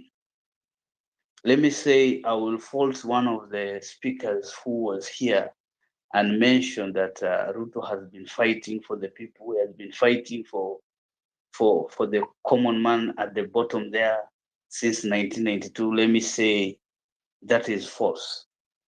Ruto has never been seen close to fighting for the common man. We all know that in 1992, Ruto was in the very armpits of demagogue President Daniel Arap Moi, and he was there as the errand boy for the dictator Moi in 1992. That is at his infancy of his politics. He didn't join the likes of Orengo, the likes of Gitobu Imanyara, the likes of Raila Odinga to fight for a bigger democratic space in 1992. He decided to join the dictator, whether it was on tribal aspects or what, but we didn't see Ruto fighting for the people. We came to the new constitution context, and he still went ahead to convince the people to vote against the new constitution that is here, that has really helped him to become the president. So the thing that has really helped this lucky man, Ruto, to become the president, who was my coalition leader, let me say, because I'm just being frank here and spewing facts, because let's not be swayed by emotions or anything else, but let's dwell on facts. Is that his win has been upheld by a constitution that he vehemently opposed. So he's a lucky man because he composed a team that really worked its tail off to make sure that he won this election. Campaigns are not won by the brain or brainchild of one person. Campaigns are won by a team of people. And Ruto was lucky to have composed a formidable team that was able to go and was able to understand the local man, what he needs, and the mechanics of this election. And I tell you, it's the strategy that has really helped Ruto to win this election. What am I trying to say here is that the elections in Africa have always been quite a difficult thing for any nation, and people have been having a very tensed relation and very tensed moments in their countries wherever there is an election. But here we are in Kenya. Elections were a bit calm, and there was no any feeling like we don't know what is going to happen next. But I can say that elections came, they ended, and Kenyans picked it up from that point and continued with their life like nothing happened. The Supreme Court came, Kenyans listened and listened to everything, and you can see clearly people have deduced quite a number of things from the judges what they've mentioned. And this is something that I will say that Kenyans have demonstrated across the world. Even the Western media itself will tell you clearly that we expected bloodshed. We expected people to be fighting on the street, demonstration and anarchy. But that was not even close to. We saw people picking up their lives and going on, and everybody saying, guys, let's heal, let's hold together. This is our fifth president. Let's move on. Life goes on. So these elections, let's not personalize them and boil down the whole discussion into the persons of Ruto and persons of Raila. Let's look at a scenario where, are we looking at a scenario where the Ugandan Electoral Commission will be able to able to conduct a clean election as IBC has done? Are we going to see a same scenario where Amason Munagwangwa will hand over the powers to any other person who will have beaten him hands down in a clean election? This is what we want now to see Africa moving into, a scenario where we are having clean election. Are we having a scenario where here in South Sudan that they are going to have, first of all, have a constitution on board? They're going to have referendums which are clean.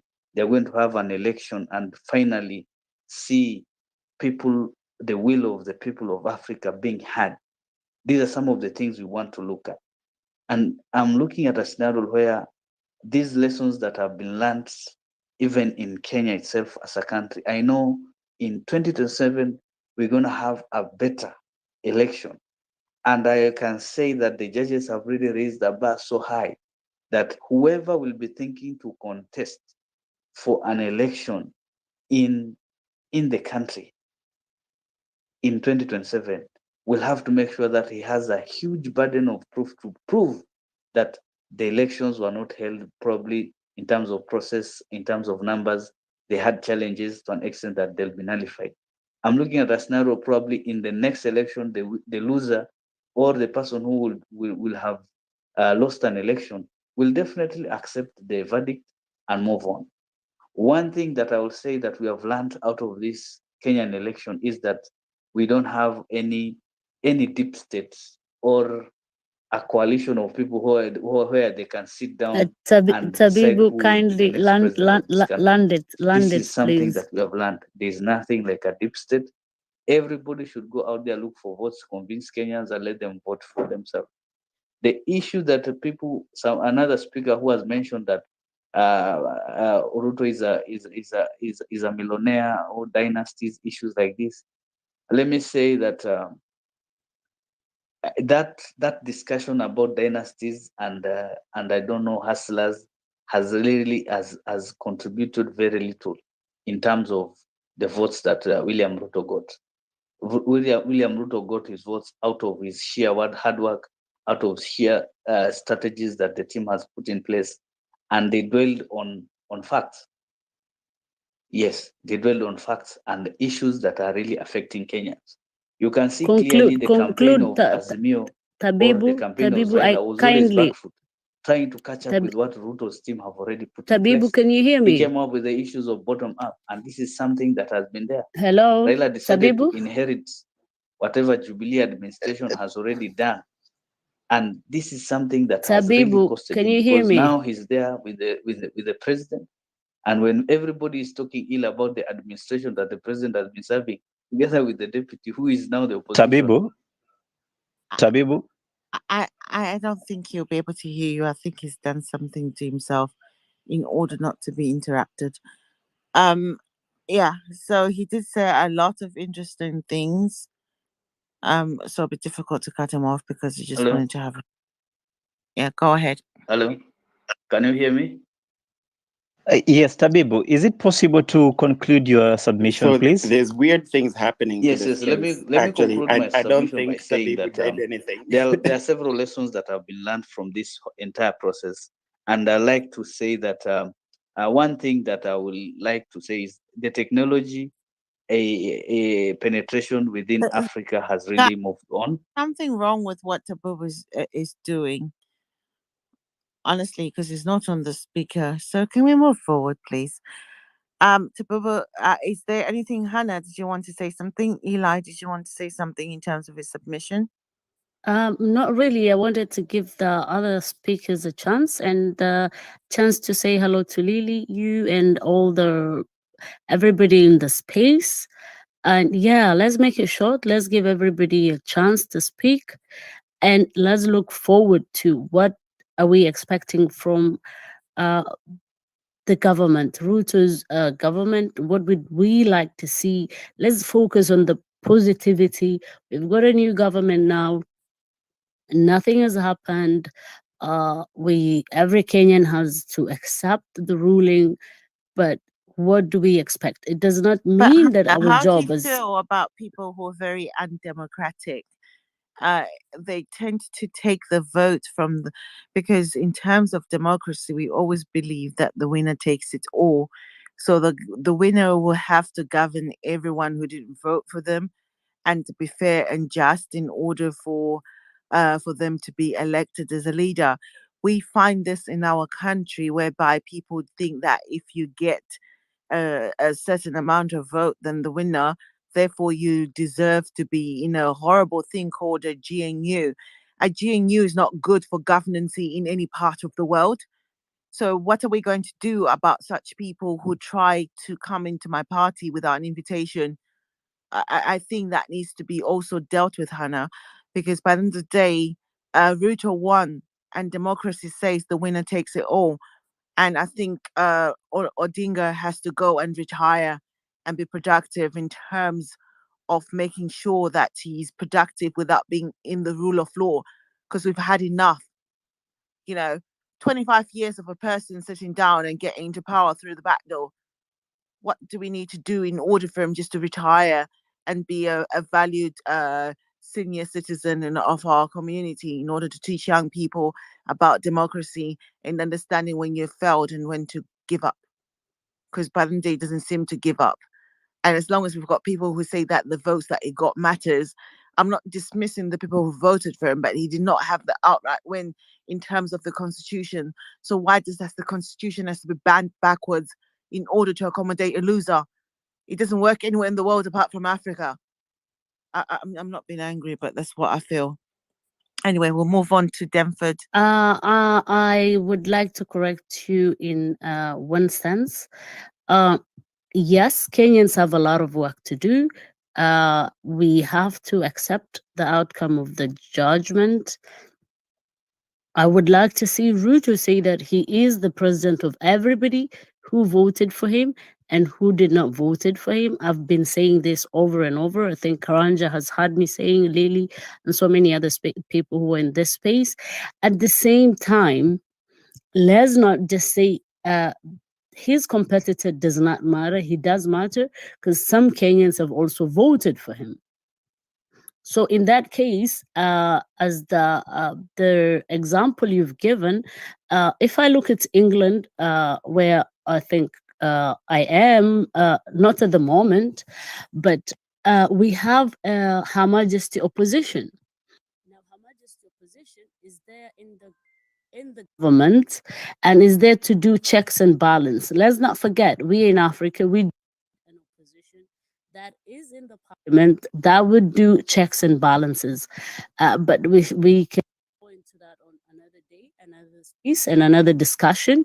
So let me give the, I don't know who was first. I think Lily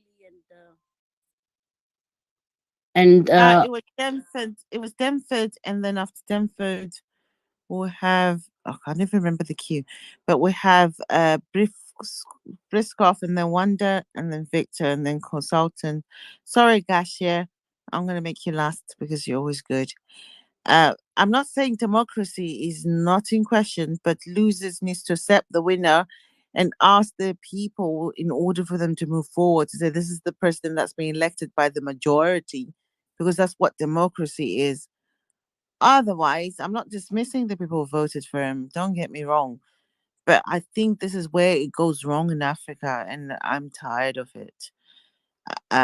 In terms of people who think they've garnered 7 million votes, you can never garner 100 million votes, even in America, or even 100% votes, because that wouldn't be democratic.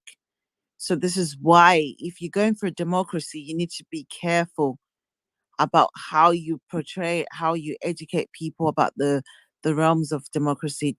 Denford, you can go ahead, darling. Thank you very much, Ms. Ramay. Thank you as well to the host, Ellie and Hannah. We appreciate for the topic that you have brought about, especially today when the people of Kenya have to be appreciated, and we congratulate the populace of Kenya for what has just happened today. We also appreciate the way that the judiciary of Kenya have handled the litigation that had been brought about by Raila Odinga. And I would want to believe Raila Odinga has accepted what has come out of the Kenya judiciary. But one thing that I would want to highlight is to say we need to appreciate and to acknowledge the conduct in which the Kenyan election were conducted. First of all, the people of Kenya, because the election itself is not only the day of election, it is actually the period from which people do conduct their mobilization, their rallies, and so on. We've realized that unlike the 2007 election that claimed the lives of almost 1,000 people, but this time around, if I'm not mistaken, we have got a very few number of people, if any, who lost their lives. We have had no cases of electoral or violence or political violence that could have been conducted held in Kenya. Having said that, I would want to have a few words about the conduct of the principles of different political parties in Kenya, and we are happy to really highlight that there haven't been any political contestants within Kenya. We have had two major political principles in the name of William Ruto and Raila Odinga. But as you would want to highlight that prior to the election, we have had cases of vice president's debates and presidential debates, wherein we have realized that towards the election date, Raila Odinga was supposed to have had the debate with the now president-elect William Ruto, and he boycotted the debate. Why am I talking about this boycott? One thing that Africans have to learn, especially the opposition, is to say we don't have to always have a complaint against either the incumbent or the person that maybe the president or the person that is in charge at a particular time. In this case, we are talking about Raila Odinga as having been the vice president. There was a chance for Raila Odinga to have highlighted either his manifesto or what he would have given the people of Kenya. But because he just had to say William Ruto is associated with corruption, so he was not going to be sharing a stage with William Ruto, and then he was not going to be taking part into the debate. That was an on-go to Raila Odinga as an opposition figure. So I'm saying to the opposition in Africa, they need to learn a lesson that it is not through boycotts, it is not through complaining that can make you win election, but you need to get into the battlefield so that the electorate will see what you are to offer for them. So this could be one of the problems that Raila Odinga would have actually made himself a disservice. At the same time, we would also want to acknowledge so much of what Raila Odinga brought about into Kenya's democracy. We cannot really say Raila Odinga hasn't done so much. So I would want to highlight that some of the things that would have happened at the end of the day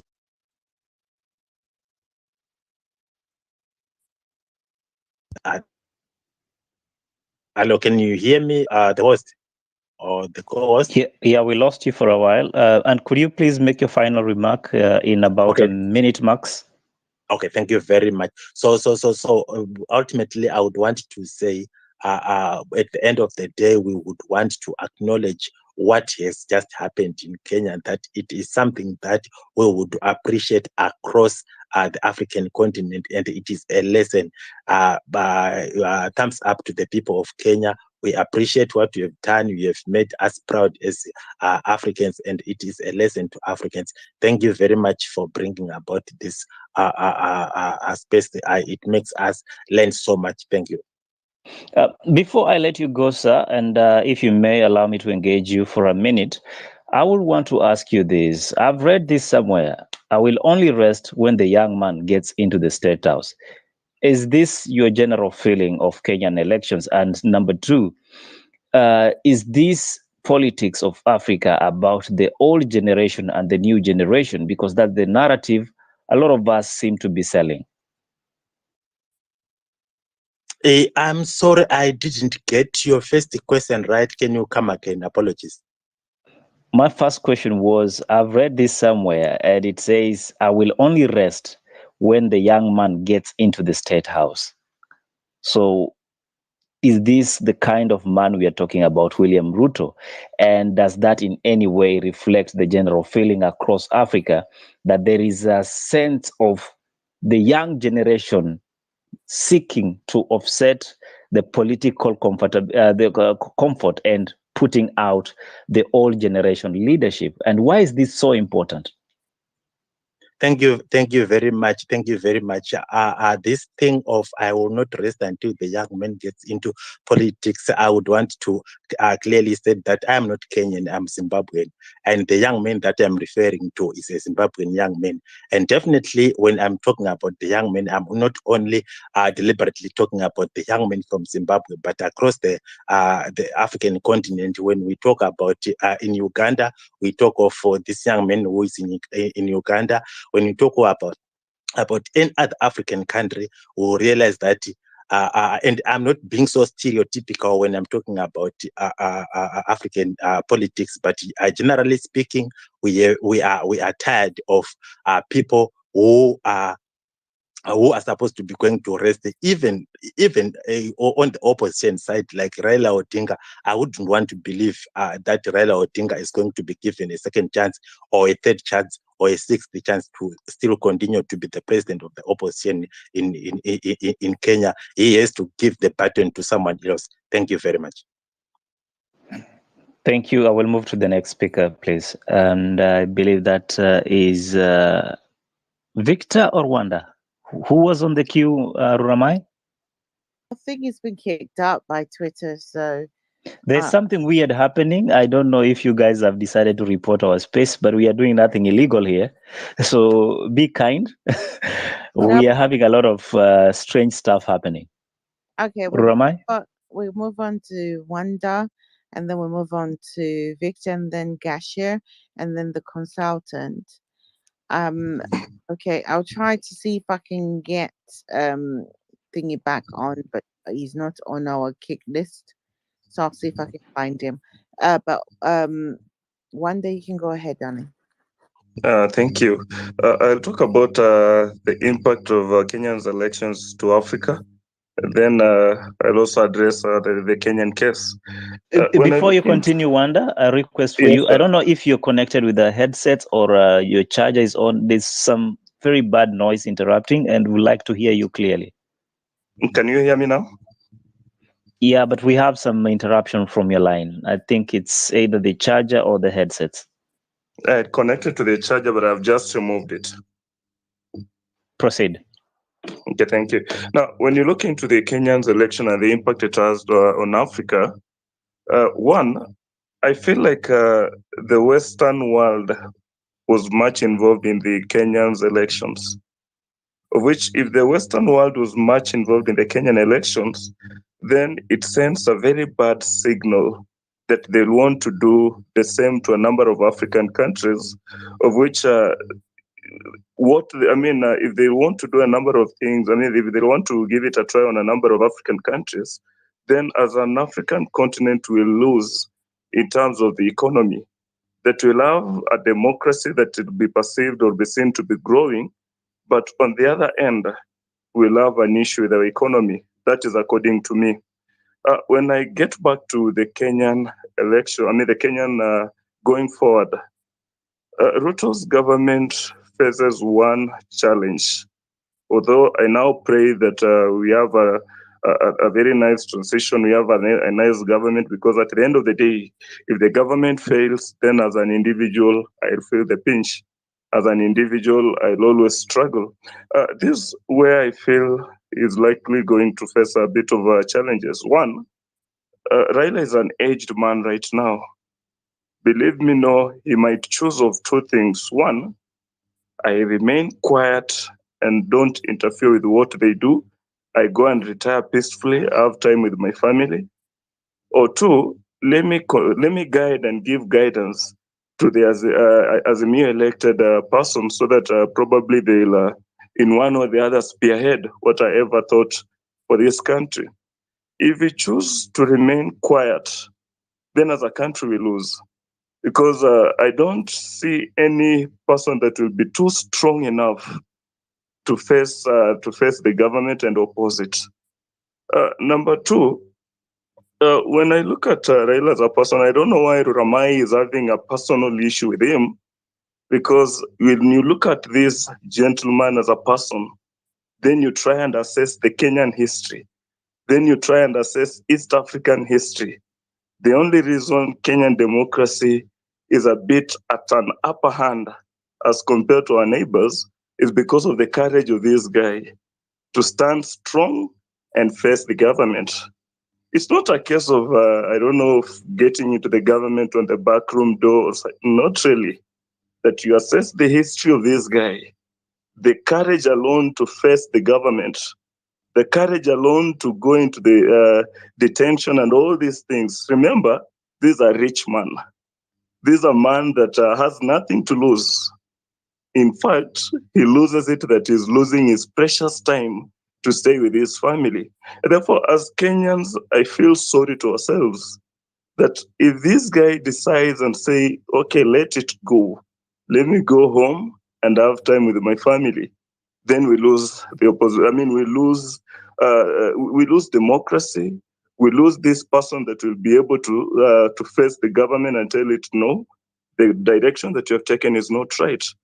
Number two, I'm seeing a scenario, I'm seeing a case where Ruto's government will either have a very dormant opposition, and look at the persons that are surrounding him.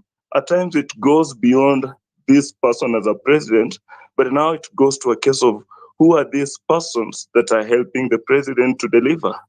Therefore, if you look at the persons that are surrounding Ruto as a person, if they'll not be put to check, then we'll have a very funny country. We'll have a country where someone will stand out, say what they want to say or do what they want to do, then they go home. Therefore, I'm having a problem in a case that by the fact that only we didn't have any person standing or getting outside to riot, to me, it's even another problem that I wish to hear 1 to 3 people getting outside to feel like, oh no, these things have not been okay. Then I feel like they're still ready to fight. They're still ready to give it a second trial or a second chance. But by the fact that nobody is interested, nobody is ready to go out and probably feel like, okay, things never went well. Okay, let's fight again so that next time we give it another stab. By the fact only that nobody is interested in this, nobody is going outside there to question what has happened, then it becomes a problem, because it's a case of we have tried it, we are giving it our best, now it's done and dusted. Let them do what they want to do. Let other persons also give it a try. It's not it's not our time, or it was not meant for us. Therefore, as a country, I feel like we are walking on a very tight rope. As an African continent, let us pray so hard that the Western world was not involved. The reason I say this, when Americans gives travel advisory to Kisumu or on Kisumu, even before pronunciation of the results, then I feel like, is it a case that they knew something before us? Then when the court proceeding starts, then they do the same and issue travel advisory against persons going to Kisumu. Then I still ask myself, do these guys know something that we don't know? And if my worries or my fears will be, yes, they know something we don't know, then as Africa, we lose in terms of economy. That will get leaders that are leaders because they are blessed by the whites. And if the whites bless the idea, then it means they have an interest. They have an interest on Africa that Congolese will keep fighting every day. That will always have the cases of Al-Shabaab's fighting. That will always have the South Sudanese guys not at peace. The reason is they want the riches of Africa. Therefore, I pray so hard that my thinking is not what is on the ground. Thank you. Wow, Wanda, you just made me lose my breath on that line of thought. I will hold my questions for now. Let's go to the next speaker. Yeah, but I just want to say, Wanda, you see, the issue with me and Odinga is not really personal. It's in terms of formation. You don't need to be, there's a point where you need to have, what's it called, wisdom. For 25 years, if you look at it in terms of his historical needs and stuff, of where you say he's been questioning the government in terms of direction, did he have the mandate to do what he was doing, or was he doing it because in terms of the votes that he turned, in terms of making the whole country ungovernable? So when you look at that, and then you look at in terms of how that has led certain countries like my country, because when you had someone saying people in Zimbabwe do not respect Zimbabwe, this is the book that has come out. We need to respect what is democracy. As long as you think it's him who has managed to change democracy, and then you're looking at it from a different parable, right? Or from a different parallel. Because by the end of the day, he hasn't. He's basically managed to store democracy in order to suit his own purpose. And that's not what democracy is about at all. Raila Odinga is a good case for historians and Africans, in order for people to understand democracy does not come in terms of blood. It does not come in terms of the amount of votes you manage to garner. Otherwise, you will never accept defeat. And defeat does not come that you've lost in terms of you've got more than 100,000 votes. It comes from you, the respect of your constitution. I mean, look at us now. We've been sitting down for how many weeks listening to the court case and going round in circles. We all knew who the winner was. But we have to go through the charade that cost confidence, that cost a president in waiting in order to garner a new government that's been spoken in a bubble, because we have to deal with Odinga first before we celebrate our winning. That's not fair. That's not a Okay. person who's democratic at all. Ramai, just a minute. For instance, Yeah. how do we celebrate Abraham Lincoln's and say he gave it, I don't know, 8 or 9 attempts before clinching the power? Number two, I how don't do care about we? I don't care about what happened in America. What I care Okay, good. about is when people in Africa, how many people died in Kenya the first time? The same person who you're calling a president, a person who was changed, in order for him to just to go to court and be given a GNU, which every person in the world thinks is ghastly. And then my question. you go there. Yeah. Hey, Then hey guys, Ramai, I mean, just I'm just for a about minute. Wanda, Just a minute. Wanda. Just yeah. give me a minute. Give me a minute, because I think it is incredibly reckless, absolutely insolent, and inexcusable for me to sit here and listen to a lecture disparaging the person and achievements of Raila Odinga. Let me put it on record. William Ruto and I went to the same high school. I was in Form 1 when he was in Form 6. I come from the same ethnic community. But I have been a member of ODM from 2013 when I ran for governor in Nandi County and lost. I have been a faithful member of that party, including this year, when I not only contributed money, but also spent my time to lobby for Baba. And you are probably insensitive, Ruramai, for lack of a better word,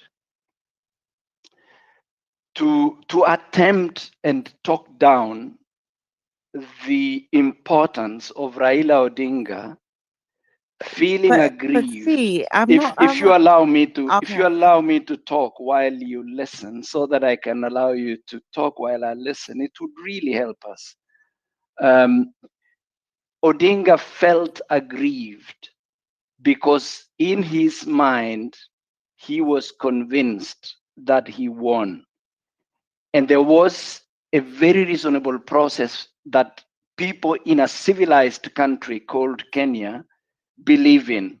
And that process is you go to the Supreme Court, you argue your case, you present your fucking facts, and the Supreme Court makes a decision based on those facts. That's what he did. I want to take exception to what Wanda said, because I bore the brunt of ethnic clashes in 1992, in 1997, and I saw it while I was away in 2007.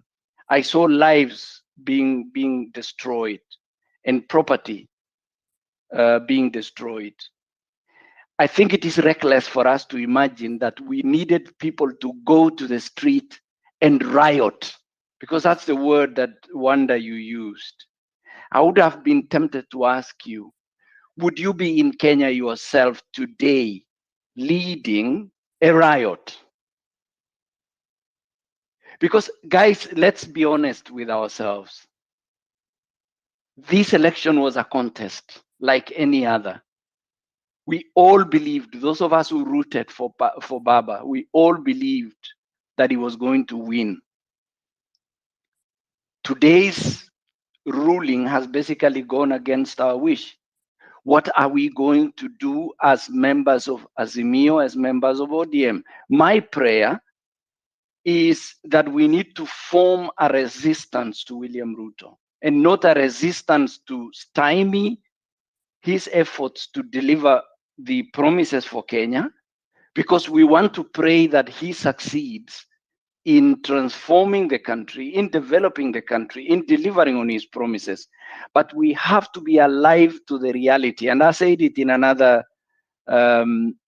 show that Eli and I were in, that we need to open our eyes and keep them open, because this guy is busy buying out the opposition and killing opposition because he wants to initiate state capture too. In my opinion, we need a vibrant opposition. And we cannot excuse anything like a tame opposition that allows him to run amok. That will not work. So just to wrap up, because I'm a teacher, please, Frau Ruramai, have a little respect for Mr. Odinga. He has sacrificed his youth, his valor, his energy to get us where we are.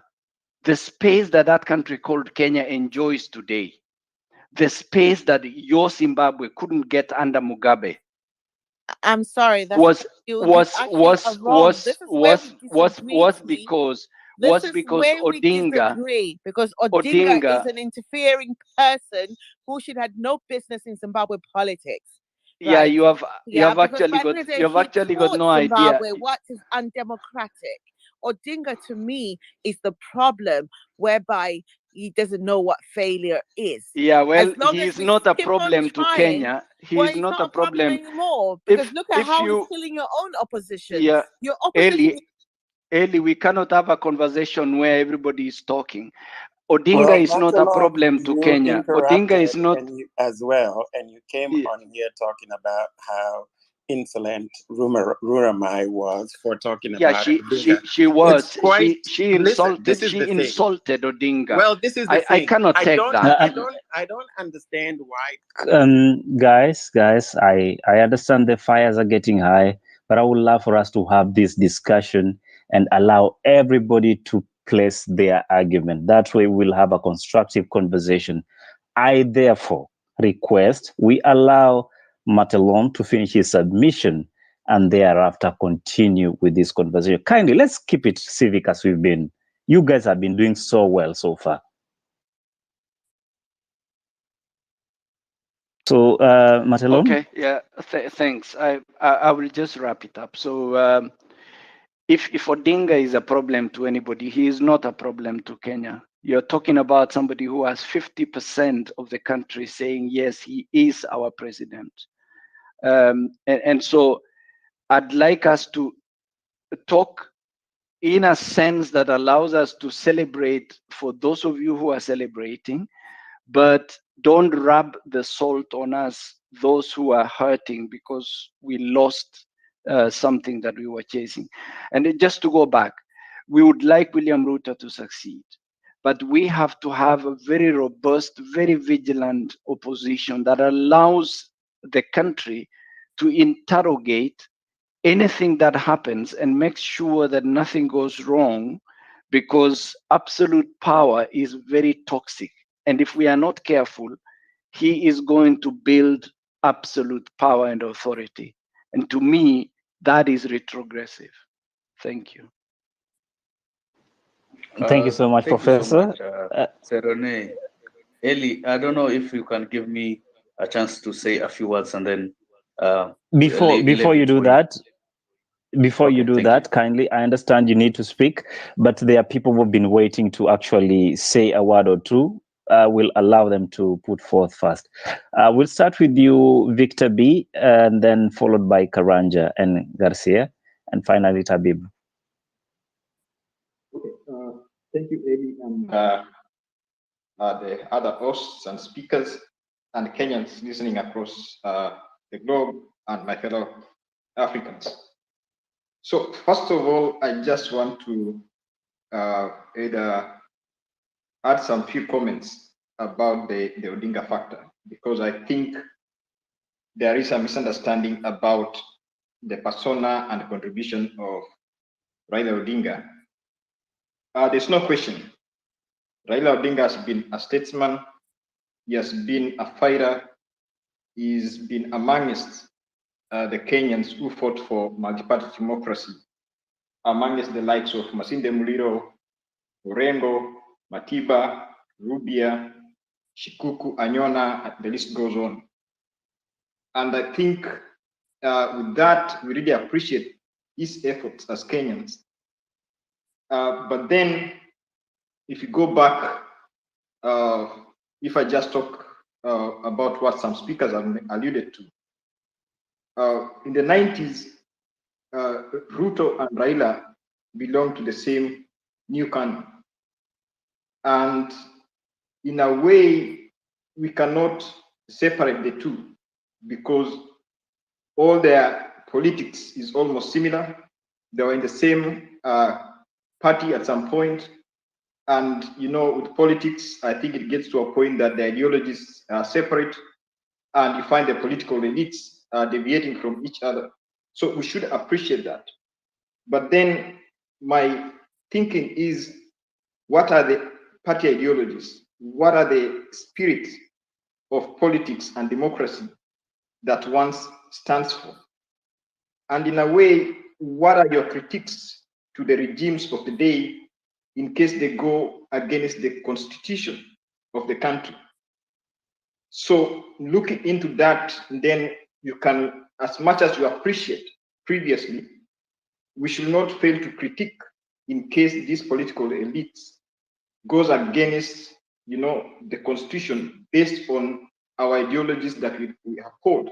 And in that case, we cannot be in sync, all of us. So there are those with different divergent views. We should be able to accept that and understand that this is a free will of expression and democratic rights. So in that case, I tend to think, we need to sit back and try and look at it objectively. On the Ruto factor, I listened to his speech this morning, and he mentioned that he's going to uphold a strong opposition. But then he mentioned that he cannot prevent those people who want to join his coalition. I don't know how true the statement is, but he mentioned that some of those political elites were forced into the other coalition because of government machinery and interference. So in any case, if you do not join a particular forum, you are forced into that. But then the machine and the forces that forced you out is out of the equation. You are bound to go back to where you feel your heart belongs to. So we really don't need to castigate the political elites if they try to move across based on the history. And, I just have that open-mindedness that most likely, hypothetically, maybe they were forced, maybe not, I don't know. But then what he mentioned is that we need a strong opposition. And I agree with my fellow speakers that yes, with a strong opposition, as I mentioned, we need it in our governance because it will enable us to hold the government accountable. And we know that with the politics, it's who gets what, when, and how. So that should be the spirit of the politics. Then if you go back to the Supreme Court ruling, the language people are trying to castigate is that it was it was biased, it's uncalled for. But then put yourself in those shoes of the Supreme Court judges. And let's say you realize that all these affidavits and issues, maybe with forgeries, as they mentioned, as you're human, at times your feeling gets, beyond your control and you bend to react. So we should give, space for that. They're human beings. They are not, they cannot have feelings. They're bound to react. And if you see outright that so and so brought in fake evidence to the court and the highest court in the land, and I tend to think that's why they mentioned about the issue of perjury and misdemeanor.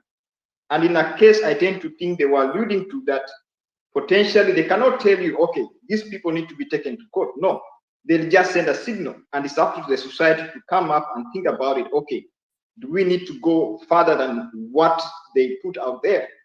Because we have to be honest that we need vibrant political parties, vibrant election, but at the same time, we need to have people going to Supreme Court with factual evidence.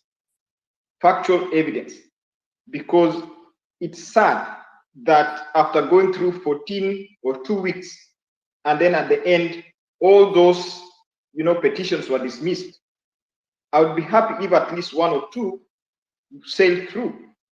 So in a way, it doesn't point a pretty picture to the public.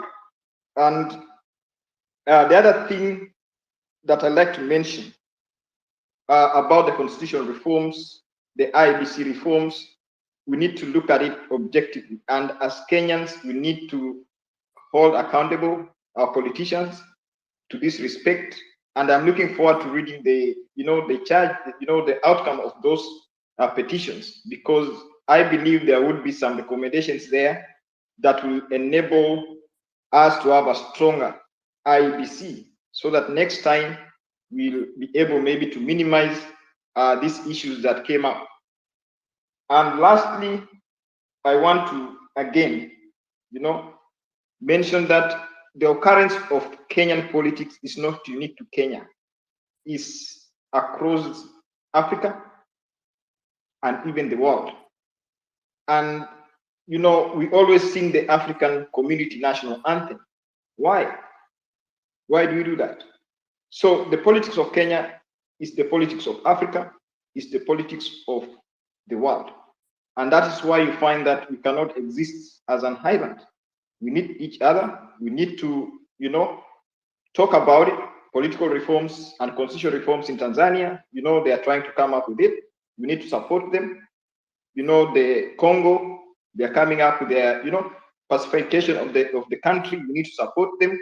So let's embrace each other objectively and with respect. And let's not bury our heads in sand and say, okay, you know, because so and so did this much, we should not call them when they go against the grain. Thank you, Ed. Thank you so much, Victor B. And earlier on, we had Professor speaking to us. I would like us to shift a little bit this conversation because really time is not on our end. And I understand it's quite late to some individuals. We have early mornings. So I would like us to have a conversation as we close down. And Karanja, I want to bring you in. But as I bring you in, we've had a lot of issues being raised about the opposition. We know for a fact Kenya has no opposition. It's about majority and minority. But to that effect, we've seen people ditching their camps and moving towards the camp called Camp Kenya Kwanza. In the words of the good professor, he says that is cannibalizing the opposition. Is it a matter of concern when we see the political leadership, especially those who have majority, in this case government, trying to amass as much control of the opposition by making sure the opposition is inoperable? Is it something that Ruto has to pay attention to, or it doesn't matter who gets hurt along the way? Karanja. Well, of course, you would send me the trickiest of questions, wouldn't you, Eli? It's a tough one. I think it remains to be seen. We'll have to see what transpires. We'll have to see whether indeed Ruto is cannibalizing the opposition. I have my own theory about what he's doing, and I will share it. And by the way, I do want to warn the psychophancy out there that I will be very critical of Raila. So please, put on your hard hats and your steel toe boots. There seems to be a tendency of oversensitivity when Raila is criticized. I want people to understand that when I criticize Raila, I'm criticizing the politician. I'm not criticizing his followers or the 50% of Kenyans that voted for him, or the 30% of whatever it is, proportion of Kenya that actually adore him and believe in him. I am criticizing the politician. And that, we cannot have a dictatorship where that is not permissible to do. So, to your question, I do think that my theory about what Ruto, I believe, is doing is that I believe that he is looking to isolate ODM and turn ODM into the opposition. And my reason, or rather, I believe that the reason he's doing that is in order to isolate Railaism, the politics, the style of politics that Raila has championed for the last 15 or so years, since 2005, when he ran the very, very divisive and destructive 41 against 1 tribalist campaign that introduced the most violent of tribal politics in Kenya that we have ever seen. I think that that's what Ruto is trying to do by isolating ODM and by isolating that ideology of hate, of tribal hatred. That is what I believe Raila practices and has tried to use to advance. Now, I don't think an opposition does not have to be 50% in order to be an effective opposition. You can still have 30% of the House of the National Assembly and still be an effective opposition. Calls, I might have been cut off briefly.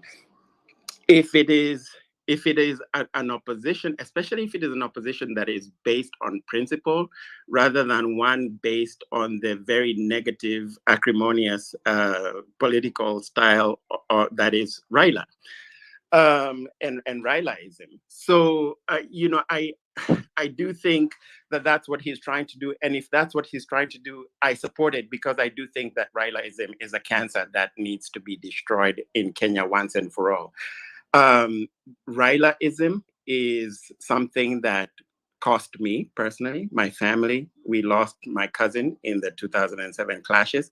It was as a direct result of the 41 against 1, very negative, very acrimonious tribal hatred that Raila preached, because he believed that the only way he, as a Luo, could be elected into office was by isolating Kikuyus. He had not banked on, I guess, I don't know what he had not banked on, but he assumed that he could isolate Kikuyus, and, he didn't care what method he used. And so he used tribal hatred. And that 41 against 1 campaign has actually continued right up to 2022. And the epithets have changed in character and the name, but the message has been consistent. It changed from 41 against 1 to Mount Kenya Mafia to Githeri people to Odhamaki people. And all of those are Railaist, tribalist hatred as weaponized for a campaign. This type of... Just a second, Karanja. Just a second. Sorry to interfere with your presentation. You mentioned very much about the 2007 events, and my condolences again to your family and the lost souls. But the people that were implicated directly in this, we remember the Ocampo 6. Your current president and your current president-elect was on that list. I didn't see Raila's name on that list. So why then would you say he is responsible for that? Well, let me ask you, am I stating facts when I say that he ran a campaign called 41 against 1? That's my first question. Is that factual, or am I making that up? Proceed. So I take it to mean that you're saying that it is factual, because it is. He did run that campaign. And so this is what happens. The person who starts the narrative is responsible for the actions. We don't know. Nobody knows who Hitler's deputies were. People just know Hitler. Why? Hitler was not going out there gassing Jews. Hitler was responsible for the narrative. So the narrative is very powerful, and that is what Railaism is. Ruto was on the same side as Raila in 2007, and yes, Ruto was a foot soldier. But you know what happened? Ruto used the traditional Council of Elders system to actually come and approach the Kikuyu Council of Elders.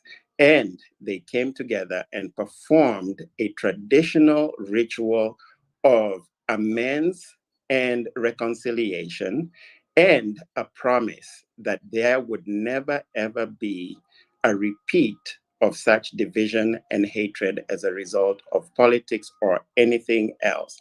This was something that the Council of Elders also extended to Raila. He refused to participate in it. By the way, the Council of Elders of the Luo people do not interact with Raila, because he looks down upon them, and he has refused to interact with them as well. So this is the reason that the Kikuyu nation forgave Deputy President Ruto for his participation in that very destructive. By the way, in my family, we lost not just humans, which of course is tragic, but also a lot of property, thousands and thousands of acres of land during those clashes between a number of my family members. But back to the present, that negative ethnicity having been what Raila believes is the only way to accede to power, is also something that he has exported to Zimbabwe, and that is what is adopted by CCC party. That is what is adopted by Bobby Wine in Uganda. So it is negative, not just in Kenya, but across the continent. And it is being copied, by the way, because also Raila has been the choice of the CIA. And the CIA's expertise is in dividing nations so that they can continue to reap and rape. So when I would like to quell Wanda's fears that Ruto was supported by the West. In fact, they do not support him. They refused to even refer to him as the president-elect. They came and gave Raila a huge platform and stature by visiting Kenya 2 days after the announcement of Ruto. A congressional delegation led by a senator showed up in Kenya. Why? To give Raila a statesman's stature such that he could have the legitimacy to go to the Supreme Court and hopefully get his way in what might have been a corrupt Supreme Court, similar to the corrupt 2017 Maraga Supreme Court that ruled in favor of Raila, despite a the 2017 case was no less frivolous than the 2022 case. The IEBC posted results and transmitted results directly from polling stations to the National Tallying Center. The only difference in 2017 was that they transmitted numbers. I see your hand up, right, Eli, so I'm going to wind down. They transmitted numbers rather than the actual photographs of the forms. But the numbers, they tallied with every single Form 34A, even in 2017. There was no case. However, Maraga was an incompetent justice, as is Justice Mwilu. When you look at their backgrounds, both of them were in departments like family court, environment, farming, land disputes. That's what they dealt with before coming to the Supreme Court. They were not justices of the stature to be brought to the Supreme Court. They were brought to the Supreme Court because when Raila was prime minister after being rewarded for his bad behavior in 2007, he spent all his time padding the Law Society of Kenya and the judiciary with his loyalists so that, including Mutunga, by the way, and in constitutional institutions, including Chebukati, by the way, who was an ODM candidate for a member of parliament at one point.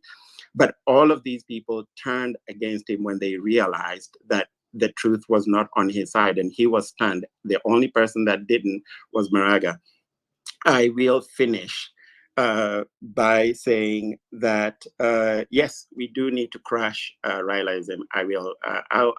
You've thrown me off, Eli, with your hand, so I'm just going to stop right there. Thank you so much, Karanja, for noticing my hand up. And it's because we are really running out of time. I wanted to end this thing at about midnight. Midnight. I believe that is in Nairobi, Kenya's time. However, I see a lot of speakers keep requesting, but the only speakers that are on platform are the ones that I will now allow them to submit, and then we will have a close down. But as we do that, I will give first priority to the new speakers that are there so that they can be able to make their submissions. And if you may be kind with us, kindly make it 3 minutes with your submission. But I will lead the questions in this section. I will first start with Kiplimo before I come to you, Rosemary. And good evening to you. Thank you for coming. Kiplimo, I've seen you on the space, and I would like to ask you a question about the ongoing conversation. We've heard, if you were paying attention to today's, media briefings and all that, we saw the deputy president, who is now president-elect, address the nation. And in his speech, he said he was going to take care of the leaders that have been there for a long time, including President Kenyatta and Raila Amolo Odinga by extension. What exactly was he trying to communicate? Is he saying to them that you've done your part and I need to move forward with the fresh blood? Or was he dismissing of their contribution in a nice way?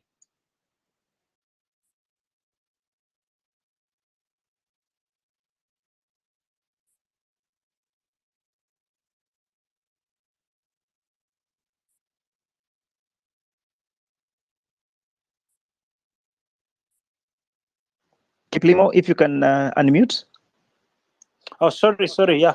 Thank you, Eli, and for the opportunity. I was saying that I want to agree with Karanja to a very large extent. Just a bit on the issue of opposition that Prof just mentioned. Clearly, if you look at it, is that if you don't have, if Ruto, in fact, in his press, he said that actually all those people that he's bringing on board, they were together in the same camp, but they were intimidated into moving into opposition. Into joining the Azimio with Uhuru, because Uhuru was trying to use his, the government machinery to intimidate those people. If you are alleged to be having slight of corruption and what have you, so you'd be told, if you're not in Azimio, you will be actually sent to the DCI and the ESCC and all that to intimidate you. So really, if you look at it, Azimio is house of cards, and it was bound to collapse. And it might still collapse more because the people who are inside there were not there out of their will, but rather through intimidation. So that aside, let me go to the question you have just asked about the reassurance that is given to the outgoing regime, that is Uhuru particularly. And actually, we have been very keen about Ruto's reassurance. Remember, there is an establishment in Kenya. This establishment emanates from the people who took power in 1963 during when we got independence. Some of these people have amassed a lot of wealth, and they have formed an higher table where a son of a nobody is not allowed to really sit on that table. If you notice, there's a time when we've been told always want to do what we call lifestyle audit. When the media listed all the assets, properties that Ruto owned, and actually during the replies, Ruto said that you guys, okay, you have helped the government to do telling the media that you've helped them to do the audit, lifestyle audit, but you forgot that particular parcel does not belong to me, but that one it's okay. Then he said, okay, you also forgot to mention that I also have shares in Safaricom. What he was trying to do, and he has been reassuring even Uhuru that I will not touch your assets and your wealth. You notice that in 2017, after Raila lost, could not even accept to contest after the nullification of the elections. He did not accept to participate in the rerun. There was actually what we call the boycott, the so-called economic sabotage. And it was targeted at the Uhuru and the Kenyatta empire to try and bring it down. They boycotted the products manufactured through the companies related to the Kenyatta family. And this was actually coming to bring down that family. Similarly to even Safaricom. Safaricom was losing a lot of assets, a lot of revenue every day because the entire of the Nyanza, Western, Lower Eastern, and the coast were boycotting any products that Raila had actually demanded that the followers boycott. So what was the impact? The Kenyatta empire was actually being destroyed slowly. And that's what actually prompted Kenyatta to go for the handshake and abandon Ruto. So all in all, I wanted to just say is that overall, Uhuru, Deputy President or the President-elect now is actually trying to reassure them, I will not be vindictive. I'll not come and after you or try to go after your assets or your wealth and what have you. You will go and be happy and just concentrate in your retirement. So in other words, he wants actually to be able to be given that chance from the establishment to forge his own new regime. To be able to establish himself and to be able to run his own government without any interference or even sending any fear to the establishment, which has, by the way, the power of resources. It controls most of the sectors. If you look at the Kenyatta Empire, they control now the banking sector, the finance industry. If you look at it, they control the transport industry, the agriculture sector, and almost virtually every industry. You'll not miss to find the Kenyatta Empire in it. So that means he's actually trying to reassure them. Remember, there was that fear when actually he promised that he was going to go after the so-called what do you call the state capture. State capture.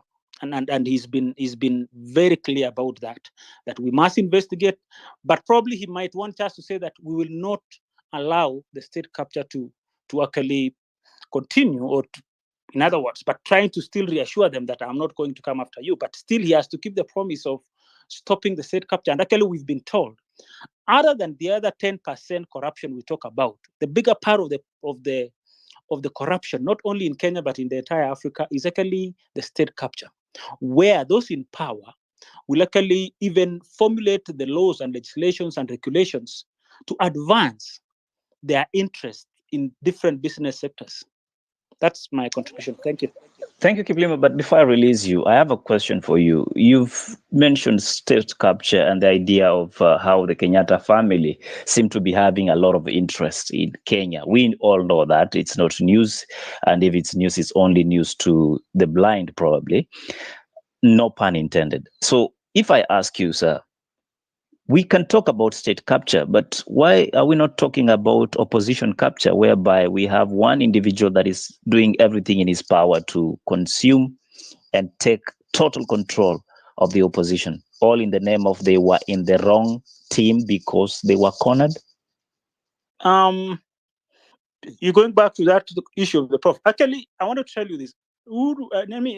Deputy President is saying that, you guys, look, all these guys who are coming to my side were with me, actually. They were intimidated to go into the other side. But I want to look at also the inherent tendency of how Raila has even been actually creating power. If you go to Nyanza, the other day we had a party, I don't know what was the name of that party, that actually came into Kenya Kwanza. The only region that has never had that democratic space being cultivated is in Nyanza, because he actually intimidated everybody. Remember, even at some point, Governor Nyong'o were not in the same party with Raila. Same thing with the current governor for Siaya, Orengo. But at some point, he intimidated these people. And actually, I like what Karaja mentioned. I was there in 07. I was then a student leader at the university. Raila is the one who even created Ruto, for your information. It was at the sports club in Eldoret when he actually brought Ruto to contest with him. But in other words, actually, he was trying to consolidate, and he chased out Kalonzo was making a lot of inroads in Rift Valley then, and he would have become one of the key people that we could support in 07. But because Raila realized that he needed to actually create to balkanize or sort of make sure that each community had its own space in his government. So he came up with the idea of the 41, 42 against 1 or something like that. It was him who created this. He's being destroyed by the same thing he created. The monster he created of 41 against 2 is destroying Raila today. And for your information, that is actually where we started having problems in Kenya. When Moi was there, he never allowed that kind of politics. But Kibaki was not keen on those kind of politics, and that's why Raila took advantage and actually created that kind of a mess. So, being a Democrat, Kibaki did not interfere so much with the ideology that Raila was advancing. But Raila advanced it, and actually it has come to haunt him, and it's destroying him every day. Look at ODM. If you look at the seats that ODM now got this time round, you cannot compare the ODM of today and the ODM of 07. It's completely becoming a shell of itself very soon. And actually, you might expect that will be the opposition, the only opposition you will have, because the rest of the people may be tired about these politics and they'll be moving back to work with Ruto. Thank you so much, Kiplimo, for your submissions. I want to bring in Rosemary. Rosemary, thank you so much for making time. I know you've been seated waiting to talk to us. My question to you, ma'am, is we have had a very interesting political period of campaigns, and people have done what they can do to make sure they become the possibly president-elect or opposition, or we call them minority. Are we still, as a continent, still making our politics based on individuals, or is it politics of ideologies and visionary kind of leadership? Rosemary.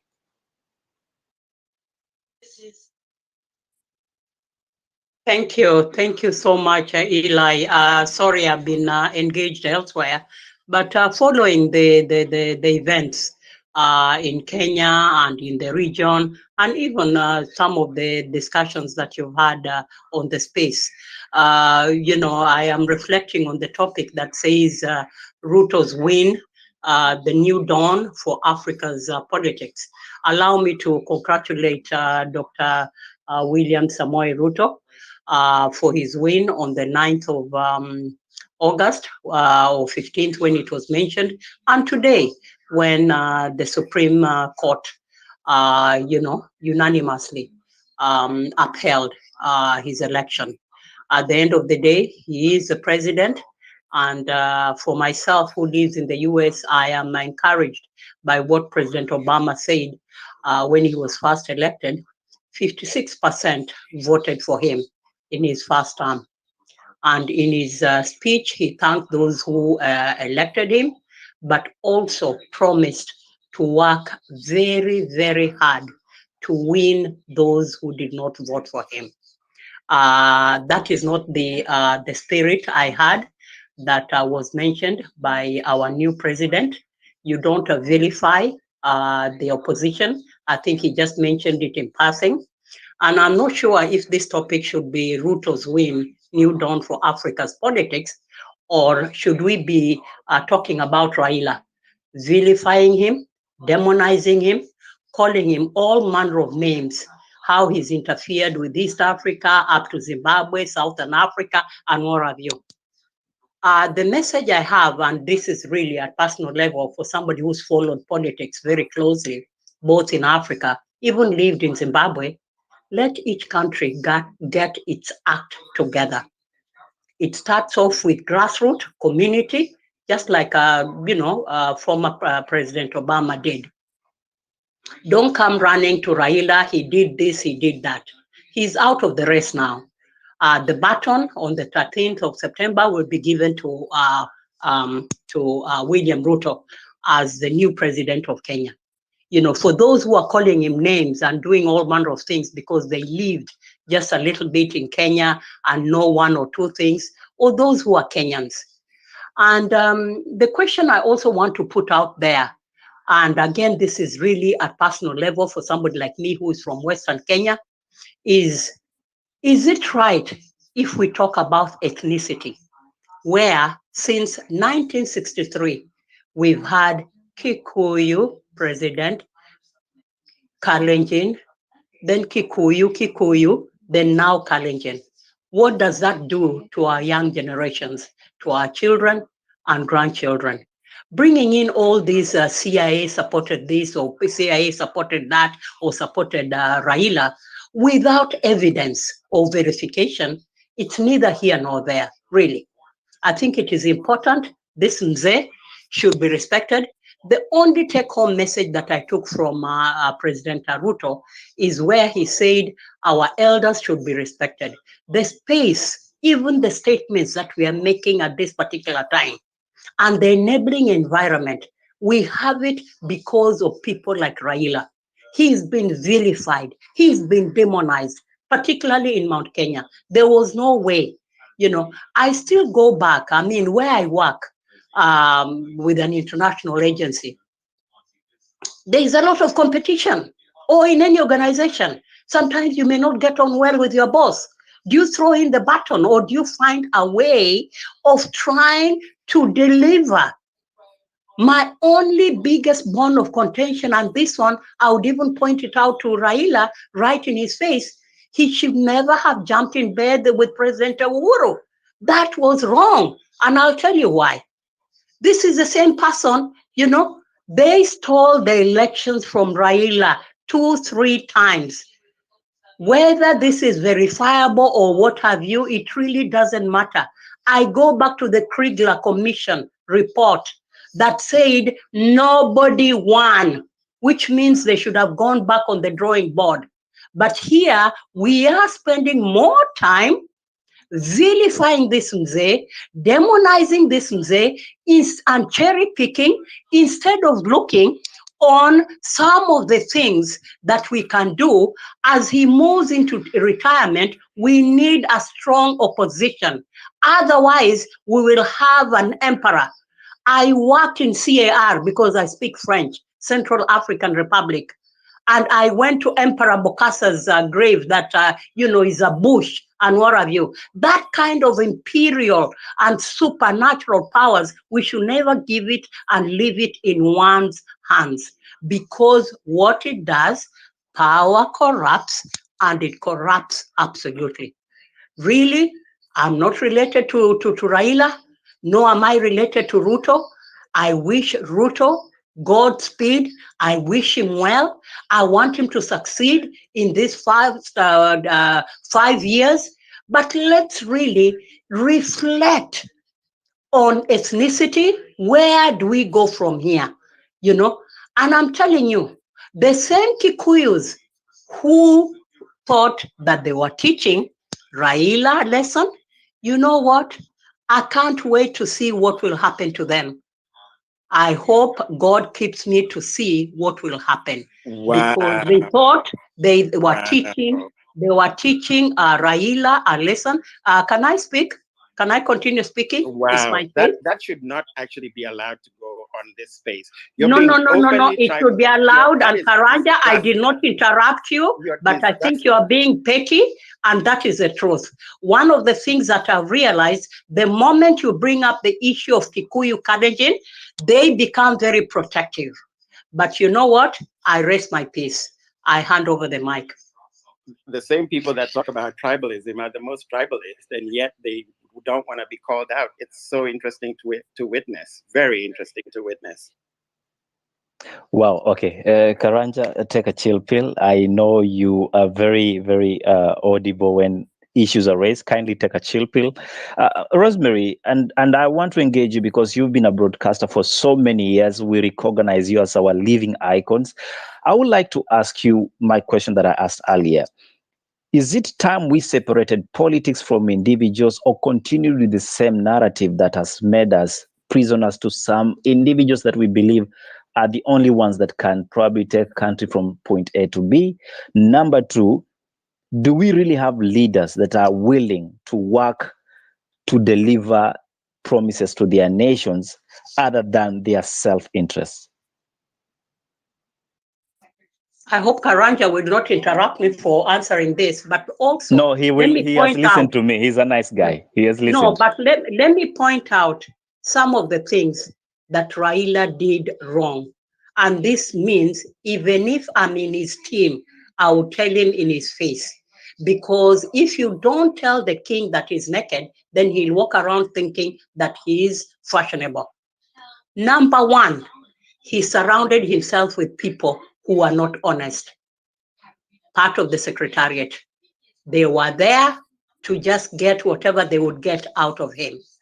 And the narrative that they pushed about the 6-piece did not help anybody. Particularly where I come from, in Busia, ODM did very well. Not that I would have voted for them.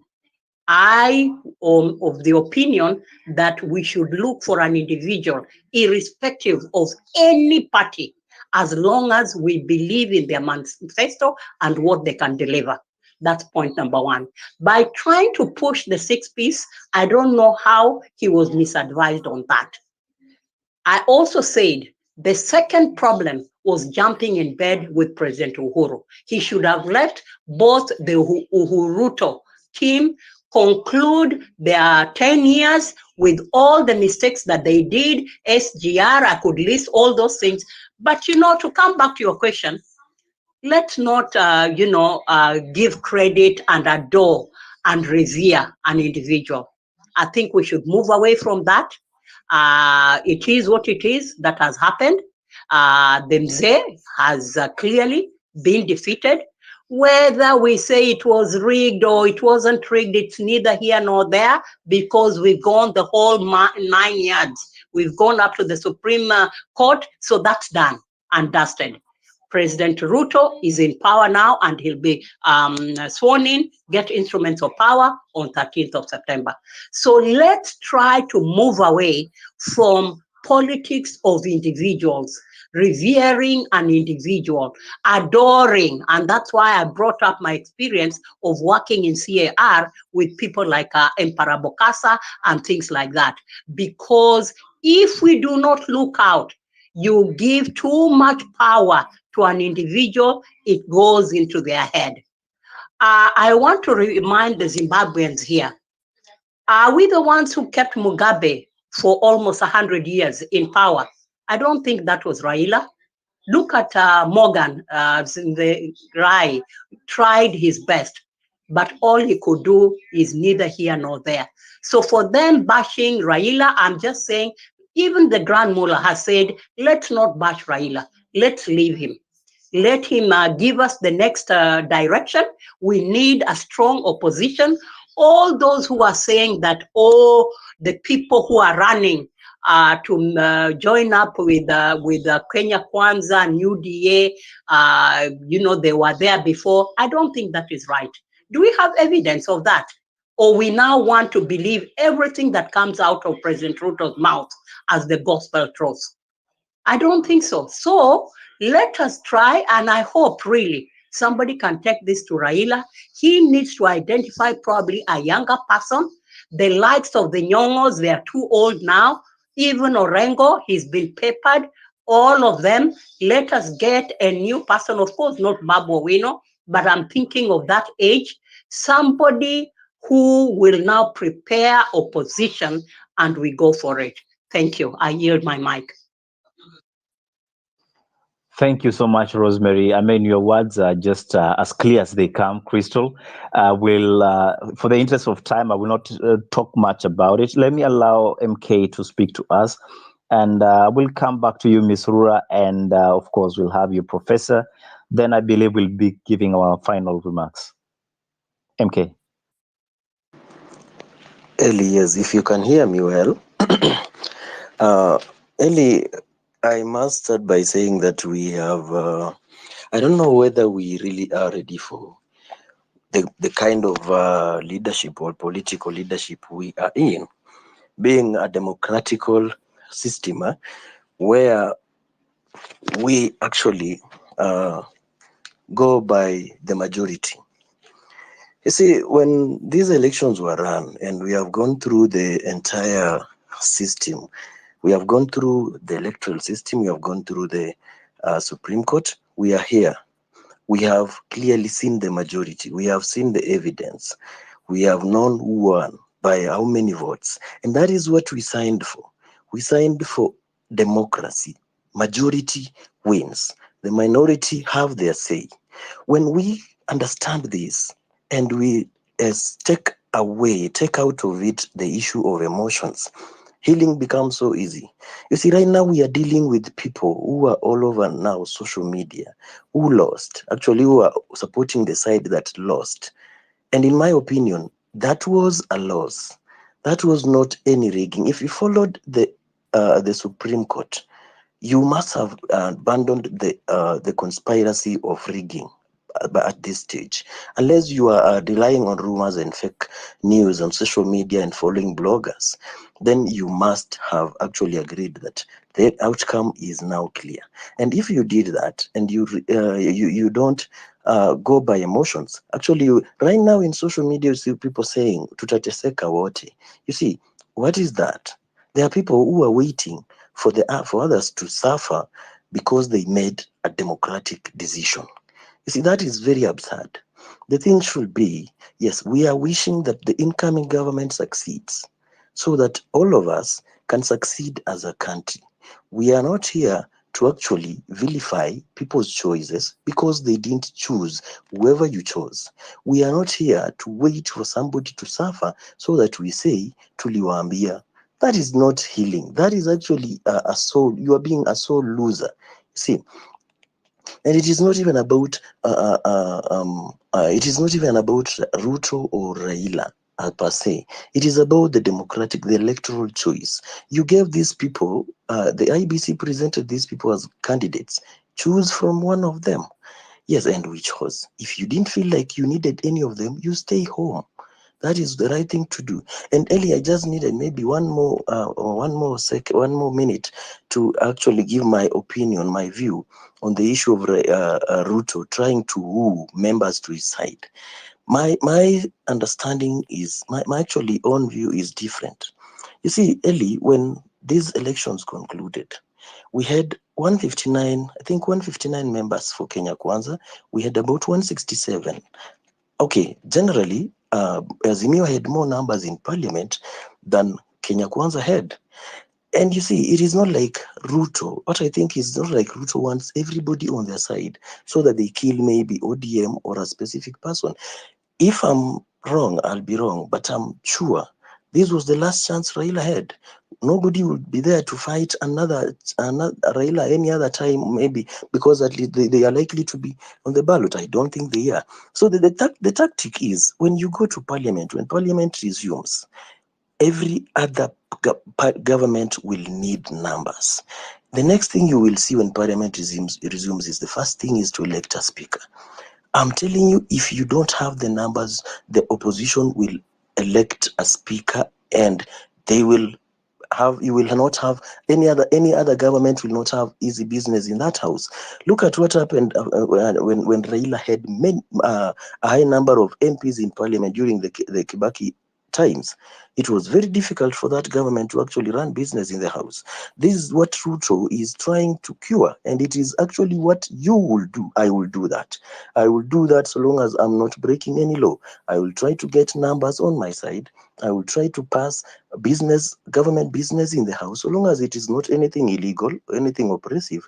It is okay because a government has to run. You will find that house committees will want to elect leaders. You will want numbers. You will, even in the counties, the same thing will happen. Even in the counties will have to elect speakers. You see, all that is revolving around numbers, and to some extent you will find that when these numbers, Ruto is assured of these numbers, he will stop. He may not go for everybody because number one. Number two, you see, he has a team. He has a team that are expecting appointments. He is expecting to work with, and so he may not be wooing everybody to their camp. At the end of it all, what will he offer them? Will he abandon his own team to please the newcomers? He may not. So he has a target. He must be having a target. So when it is achieved, that wooing will not be necessary anymore. But whoever wants to come, as he said today, whoever wants to come will come, because these people appear to have been oppressed where they were. They have been given conditions, a 3 months time before you can move after elections from your coalition. What kind of law is that? I stop at that point, really. What kind of law is that? And therefore, Ruto is just trying to survive and make sure when he gets into government, he's able to conduct his business. Ramai, what option do you have for us all the way from Zimbabwe vis-a-vis the Kenyan politics? Well, people misunderstand me as usual, but Ramai, if you can get your mic more clearly, we are struggling to hear can you you. hear me? Better now, thank you. Okay. So basically, I've seen certain things being thrown about Zimbabwe and Robert Mugabe. For your information, I was never a Robert Mugabe fan, but I'm a believer in democracy. And in terms of what many people might not really, I think maybe we're all emotional at this moment, but when you kill democracy is when you kill an opposition to the point of it not be able to continue in order to do what it's supposed to do. So what we've had here is basically democracy has been murdered in terms of how is the opposition going to be able to control in order to control or to keep check of the Ruto government, right? This is where people need to question in terms of if you do not have renewalship, and I always say this to Zimbabwean people, right? If you do not have renewalship within your opposition leaders, and you keep on saying this person will take an aim and aim and aim and aim, it kills leadership. It kills new development of leaders, right? We've basically reached a form of ceiling in terms of how many leaders who would have come about in the last 25 years or in the last opposition leaders who thought they could make, who've been ignored in order to fit a narrative. That's what I am arguing for. I'm not arguing for Zimbabwe or Kenya, and I'm arguing for having a good growth within Africa, whereby it's not politics of personalities that are built on, weird stuff. Changirai was not a good leader, and that's been proved after his death, right? At least he was a bit more wisdom to concede the 2013 election. But what we have in our opposition is another weird person who's not fit to be anywhere near a political party in order for it to control it. Sustainability of opposition is questioned when we allow such people without actually questioning their validity in order to continue and in order to rebuild our. If you lose an election, you're supposed to rebuild and come back in 5 years' time a bit stronger. But if you present the same person, the electorate will treat them the same way as they did 5 years ago. Because people, what we have as supporters, I support ED. I did never supported Mugabe. I support him from the objectives of the economy. And many people would think he's failing, but he's not, right? And I think that when you support someone, you shouldn't take it from a personal point of where you think your life, I'll throw him under the bus if it does not suit my objectives. But this is where African people, we fail. We think if a person puts themselves as a martyr and they think that they can lead the opposition, we now think we have to be there for the next 20 or 50 years behind them. This is now where we are now in Kenya, whereby we don't even know how the opposition is going to react to this Ruto person coming in. We're calling more names, but the guy is only doing what he's supposed to be doing in order to have an administration that actually can be sustainable for the next 10 years. Because Ruto is not there for 5 years. He's there to make sure that his mandate is secured for the next 5 years, another, for whatever term, in terms of your constitution. But if you do not understand what we're trying to argue here, you think maybe we're coming from a place of no respect, but we're coming from a place of justification in the sense of, right, we had Robert Mugabe because of what the colonial powers happened to give us in 1980. We were not born, out of democracy. We were born out of more like slavery in our own backyards. And we managed to fight for 16 years for the freedom of our country, but we did not know what democracy was. And as a young country, we're realizing it slowly that we can now have a leader. Edie's got one more term to go for 5 years, and then after that, we can renew our leadership in order to continue. But we can't really have, people criticizing us for things that were nothing to do with us, right? Robert Mugabe wanted a one-party state, something I don't agree with.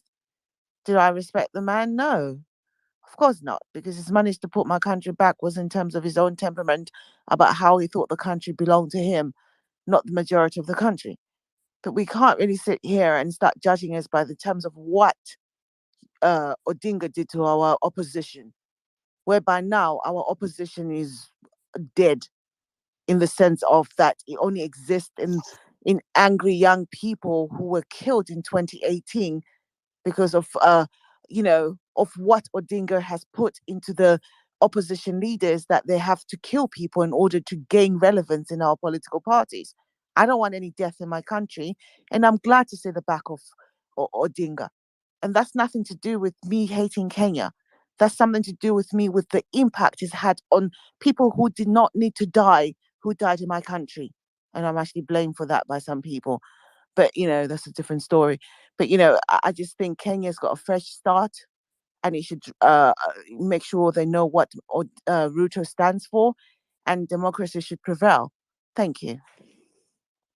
Ramai, one question for you. In your opinion, Ruto is democracy or is the face of democracy with the kind of politics he's doing?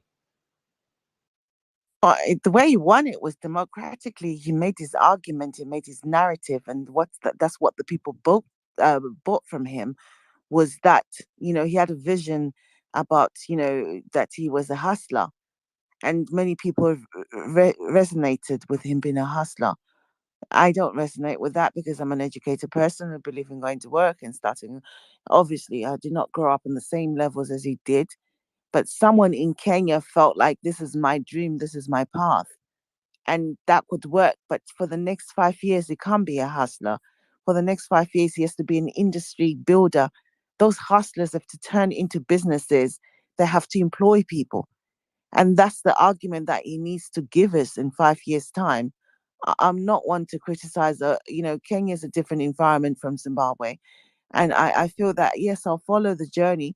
In 5 years' time, I might be on the opposition with a leader who sees what Ruto is doing wrong and be able to champion a different narrative. But if there's no one there, I'll support him again. But then I always believe that a leader needs 10 years in order to actually make sense, whether they fail or not. But if you have an interrupted 5 years and another 5 years, you end up not going anywhere. We've seen that in the UK so far. We've had 6 leaders, God knows how long. The economy is stagnant. We've got a new leader in this country today. No one is happy. No one is happy at all. Even the person who got elected is not happy. So that just shows you that something has to give. So I hope for the Kenyan people, as long as they work together and not against each other, and if they see the direction that is taking something that can glorify Kenya in terms of Africa, that's what matters to me, not about personality whatsoever. But it matters to me that we all survive and we all live off, come off poverty. And, one day I'll come to Kenya. Thank you. And my niece is Kenyan, by the way. Thank you. Well, your niece better take cover from Kenyans on Twitter, because if they know you are the auntie, you might just want to, on a lighter note. Professor, I want to engage you, and I know time is really out of time. We are running out of time. But in my engagement with you, I would like you to respond to 2 questions that I would like to ask. Question number 1, Ms. Ruramai has mentioned about the issue to deal with having a system that is working.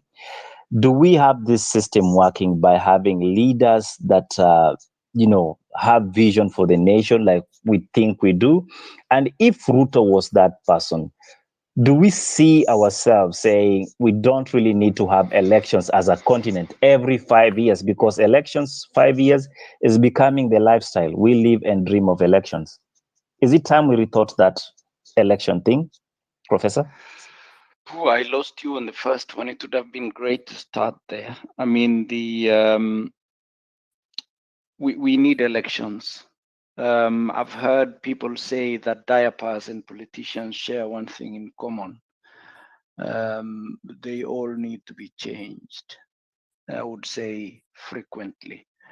So do we need elections? Yes, we do, because elections, it is the way it is. That's how we give our mandate to people that would be leading us. Whether they lie to us to win our confidence is another thing.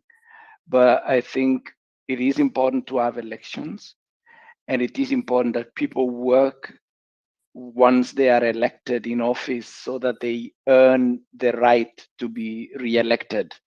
I mean, you spoke to Kiplimo there. He's a member of the government back in my county of Nandi, and they've just been re-elected. I guess, a lot of that re-election was pegged on the deliverables from the first term. And that's what I expect of any official who gets into power. So yes, we do need elections, because that's how we renew contracts. That's how we evaluate the performance of the previous time period before we renew that contract going forward. Now, should it be 5 years? Should it be 4 years? Should it be 2 years? I think there are so many arguments out there. For example, that in Kenya today we have, giving somebody 6 ballots at the same time to go and cast in an election is overwhelming for a majority of the old literacy challenged people. Nevertheless, they are managing, but I think it will reach a point where we need to have a conversation about staggering these elections instead of having them all 6 at a go, whether we could have a clever way of staggering 3 and retaining the other 3. But that might be a conversation that would need to go into the constitutional engineering part of it. The question one was really good. When you were prosecuting, I was formulating an answer already, but then I lost you in between. Was it about what leaders tell us and we believe in it in order to give them the mandate to elect? What was that? Come again. Yeah, I believe I will rephrase it or paraphrase it in this aspect. Ms. Ruramai talked about having leaders that are functioning so that after 5 years, we are able to look into the record and say, yes, sir, you satisfied our need as a populace and therefore we re-elect you. So my argument Yes. on that, yes, go ahead. You got it? No, your argument on that, go. Yeah, my argument on that is, should we not just have a very well established, way of doing things like that? It doesn't matter who gets to the office, the work gets done, and all we need is their skills and talents to push us to the next achievement, rather than saying we have to take it from where the other person left it and rebuild from their failures. Yeah. I think it's really going down to the mechanics, and I'm not a student of government, but one of the things that we need to think about is how to delink the civil service from the executive arm of government. Because the danger that we have now, and I think you might have read Lin Jiru's book, or if you didn't, you might have heard snippets of it, that when President Moi, the late President Moi was leaving office in 2002, some of Mr. Kibaki's incoming officials went to him, Njiru, and asked him to vacate the government house. And they gave him an ultimatum of 2 days to do that. So that what we are seeing currently is any incoming regime fosters an animosity and enmity with members of the outgoing regime. And I think we need to be able to get to a point where we cushion the professional civil service from people that are, let's say, a team that comes in with the new leader. And I mean, I look at an example, and it's a very bad example, like Germany. We just had Angela Merkel for 16 years, and she left the other day, and the opposition took over power. But the guy who heads the finance department here in the city that I live in is still the person who worked when Angela Merkel was the chancellor or the prime minister of Germany. And so really this angst through which we put our civil servants, that they think, okay, this is hell, this guy is going and we have a new guy coming in. I think we need to define a cadre, and it is probably there. I don't know if Kiblimo had time, he would probably explain to us that there is actually a cadre in the civil service that is cushioned against the vagaries of regime change and handover and stuff like this. But we need to limit the effects of regime change to only the top echelons of government, which probably have an impact on very little to do with certain fundamental principles of governance. But then the rest of the government really remains intact. I mean, I heard Frau Ruramai say that the UK economy is stagnating.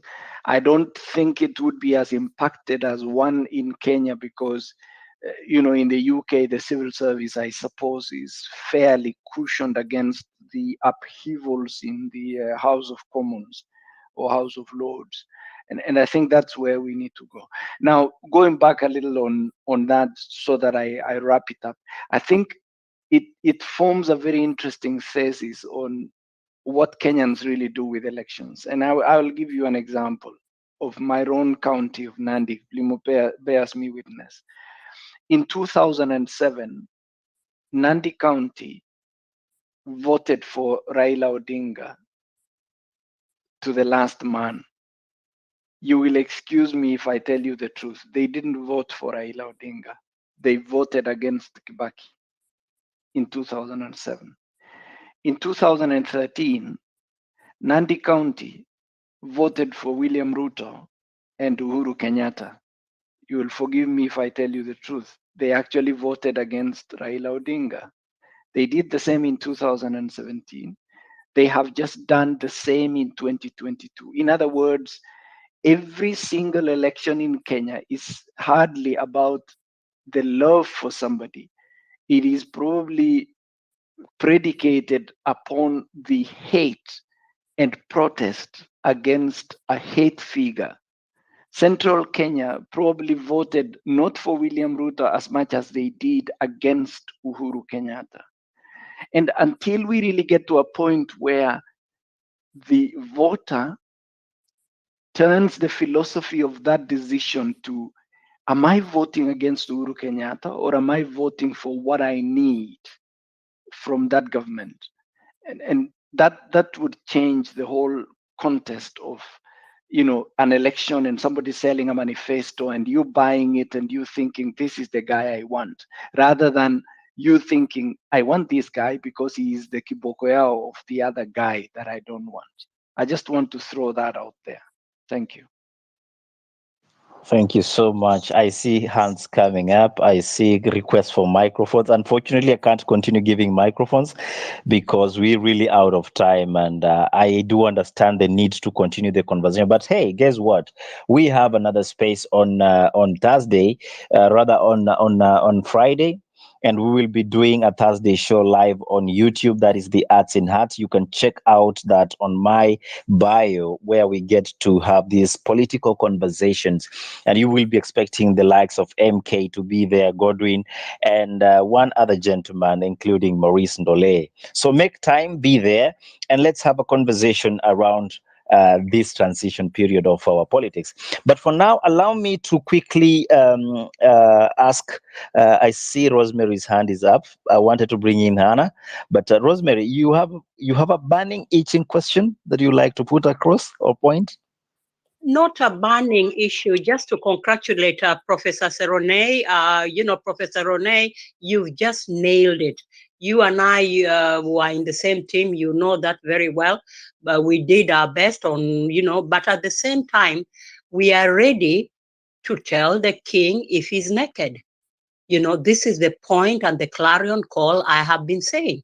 I know your contribution elsewhere, and it's been spot on. But the burning issue, and I just want to take advantage of this space and announce my Twitter handle and say that Maurice Ndole, you did mention him.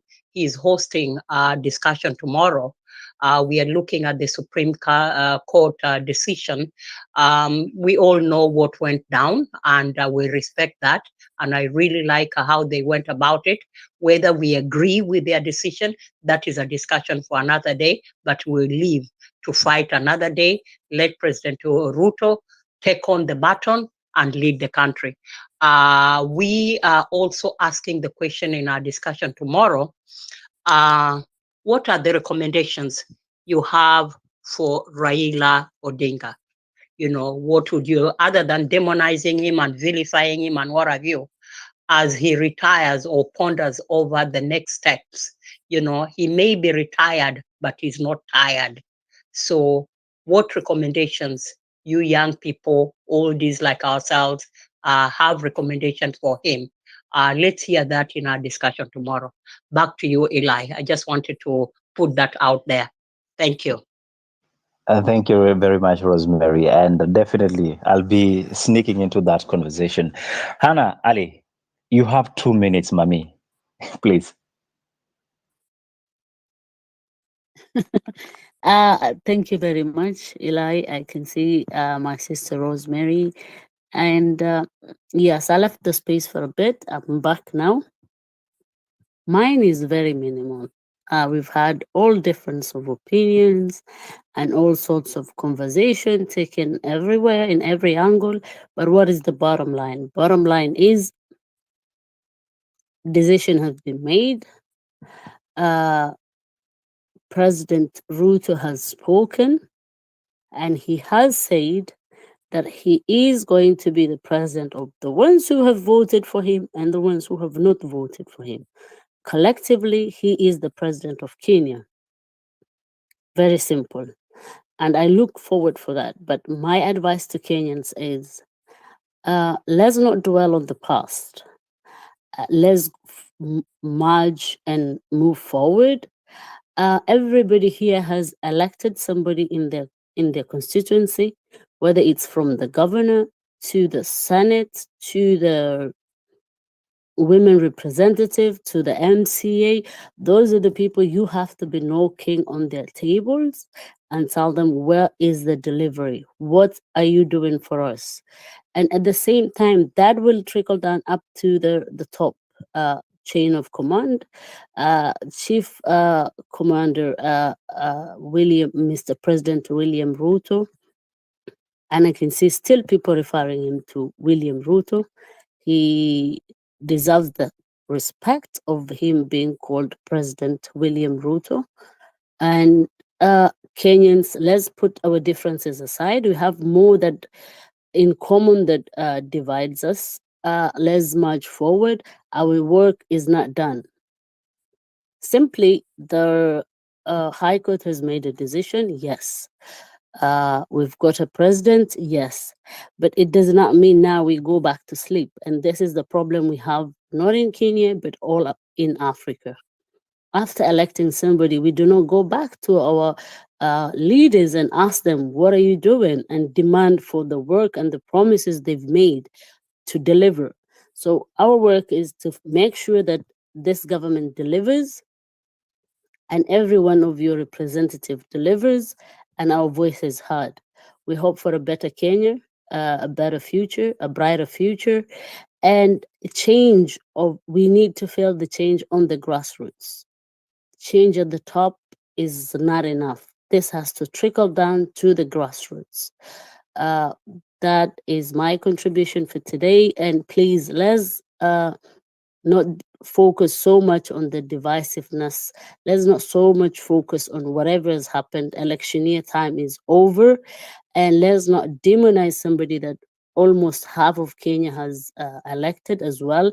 He does represent people's that have elected him. So he also is a leader. Let's not disqualify him for that.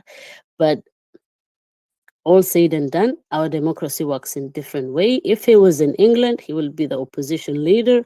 But unfortunately, that is not the system we have. So that said and done, every leader has his fault. Nobody in this world is perfect. Every leader has his downfalls, has his things that he has not achieved, things that he has not done right, and many things that they have done right. So demonizing one person or the other is not going to get us anywhere as Kenyans. Let's move forward, march forward, hold hands, and hope to build a better future. We have set an example. Let's put our bars high. Let's not put ourselves lower. Let's set our bars high. Let's demand more. Let's see if this government will deliver, even if it delivers 50% of what was in their manifesto. That will be brilliant. But God bless Kenya, God bless Africa, and yes, we are all one. Thank you. Thank you so much, Hannah, for leading and being able to come in even at a later stage. I know we experienced a few problems here and there to have you in. And to all the speakers that have been able to contribute to this conversation, I still see some mic requests. Unfortunately, I can't accept them, Victor. And Novi, thank you so much for asking to be back on the platform. However, time is really not allowing us to continue. But as I promised, we have these conversations happening on Thursday. So be be invited to our YouTube channel, The Arts in Heart. Make time, visit us there. If you haven't watched what we do there, go. There are two sections. There's the live sections, and we have the video section that I've posted or uploaded. Get to see the kind of work we do out there. I want to equally recognize Rosemary Musumba, who they'll be hosting a Twitter space with Maurice Ndole tomorrow with Hot Seat News Media. So make time to go to their channel and see what they are doing there, because these conversations are about the narratives and the kind of leadership we expect from our politicians, but equally from those that we give the charge to take care of our issues in terms of, that vote that we hand over. So make time to be on their space. I want to specially recognize Professor Serenay. He's one man who reached out and told me, Eli, you're wasting time on YouTube. You should be having this Twitter space because whatever you're discussing is very important. Okay, I took the challenge, and clearly we can see that most of you are now productive. You are adding value to what we do. So we do appreciate you. Without forgetting, Karanja will be having another Twitter space on Wednesday, and I believe it will be touching on issues to do with food security. As a nation, as a continent, we still fighting issue to deal with hunger. These are things we were promised since independence, and our founding fathers told us they'll be fight when we take over self-rule. We will be fighting poverty, illiteracy, and hunger. But as we speak, Kenyans are still fighting these three things and many more, including corruption. Kenyans and Africa at large are still fighting on how they can be able to afford a normal meal or a common meal on their plates. And this is something that I believe when you talk about food security, Karanja and his team will be making sure that we engage in a very productive conversation. So looking forward to that conversation, Karanja. Thank you so much for making it happen. Mrs. Ruromai from Zimbabwe, and you came here, boxed us, so we accept the truth. Sometimes we don't like the naked truth, but that is how democracy grows, and that's how we put self-check and balances. To each and everyone that contributed to this conversation, once again, asanteni sana. On behalf of my team and my producer, that is The Arts in Heart, with collaboration with Godwin Segero, I do appreciate all of you guys. I can't wait to see you on Thursday, and meet me on radio on Wednesdays from 9:30 p.m. East African time. That is blueradio.co.ke, as we have conversations moving forward from all walks of life. Having said that, should I just call this the end of the conversation, or should I say it has been my absolute pleasure hosting all of you? Good night, guys. Good afternoon, and good evening. Thank you for coming.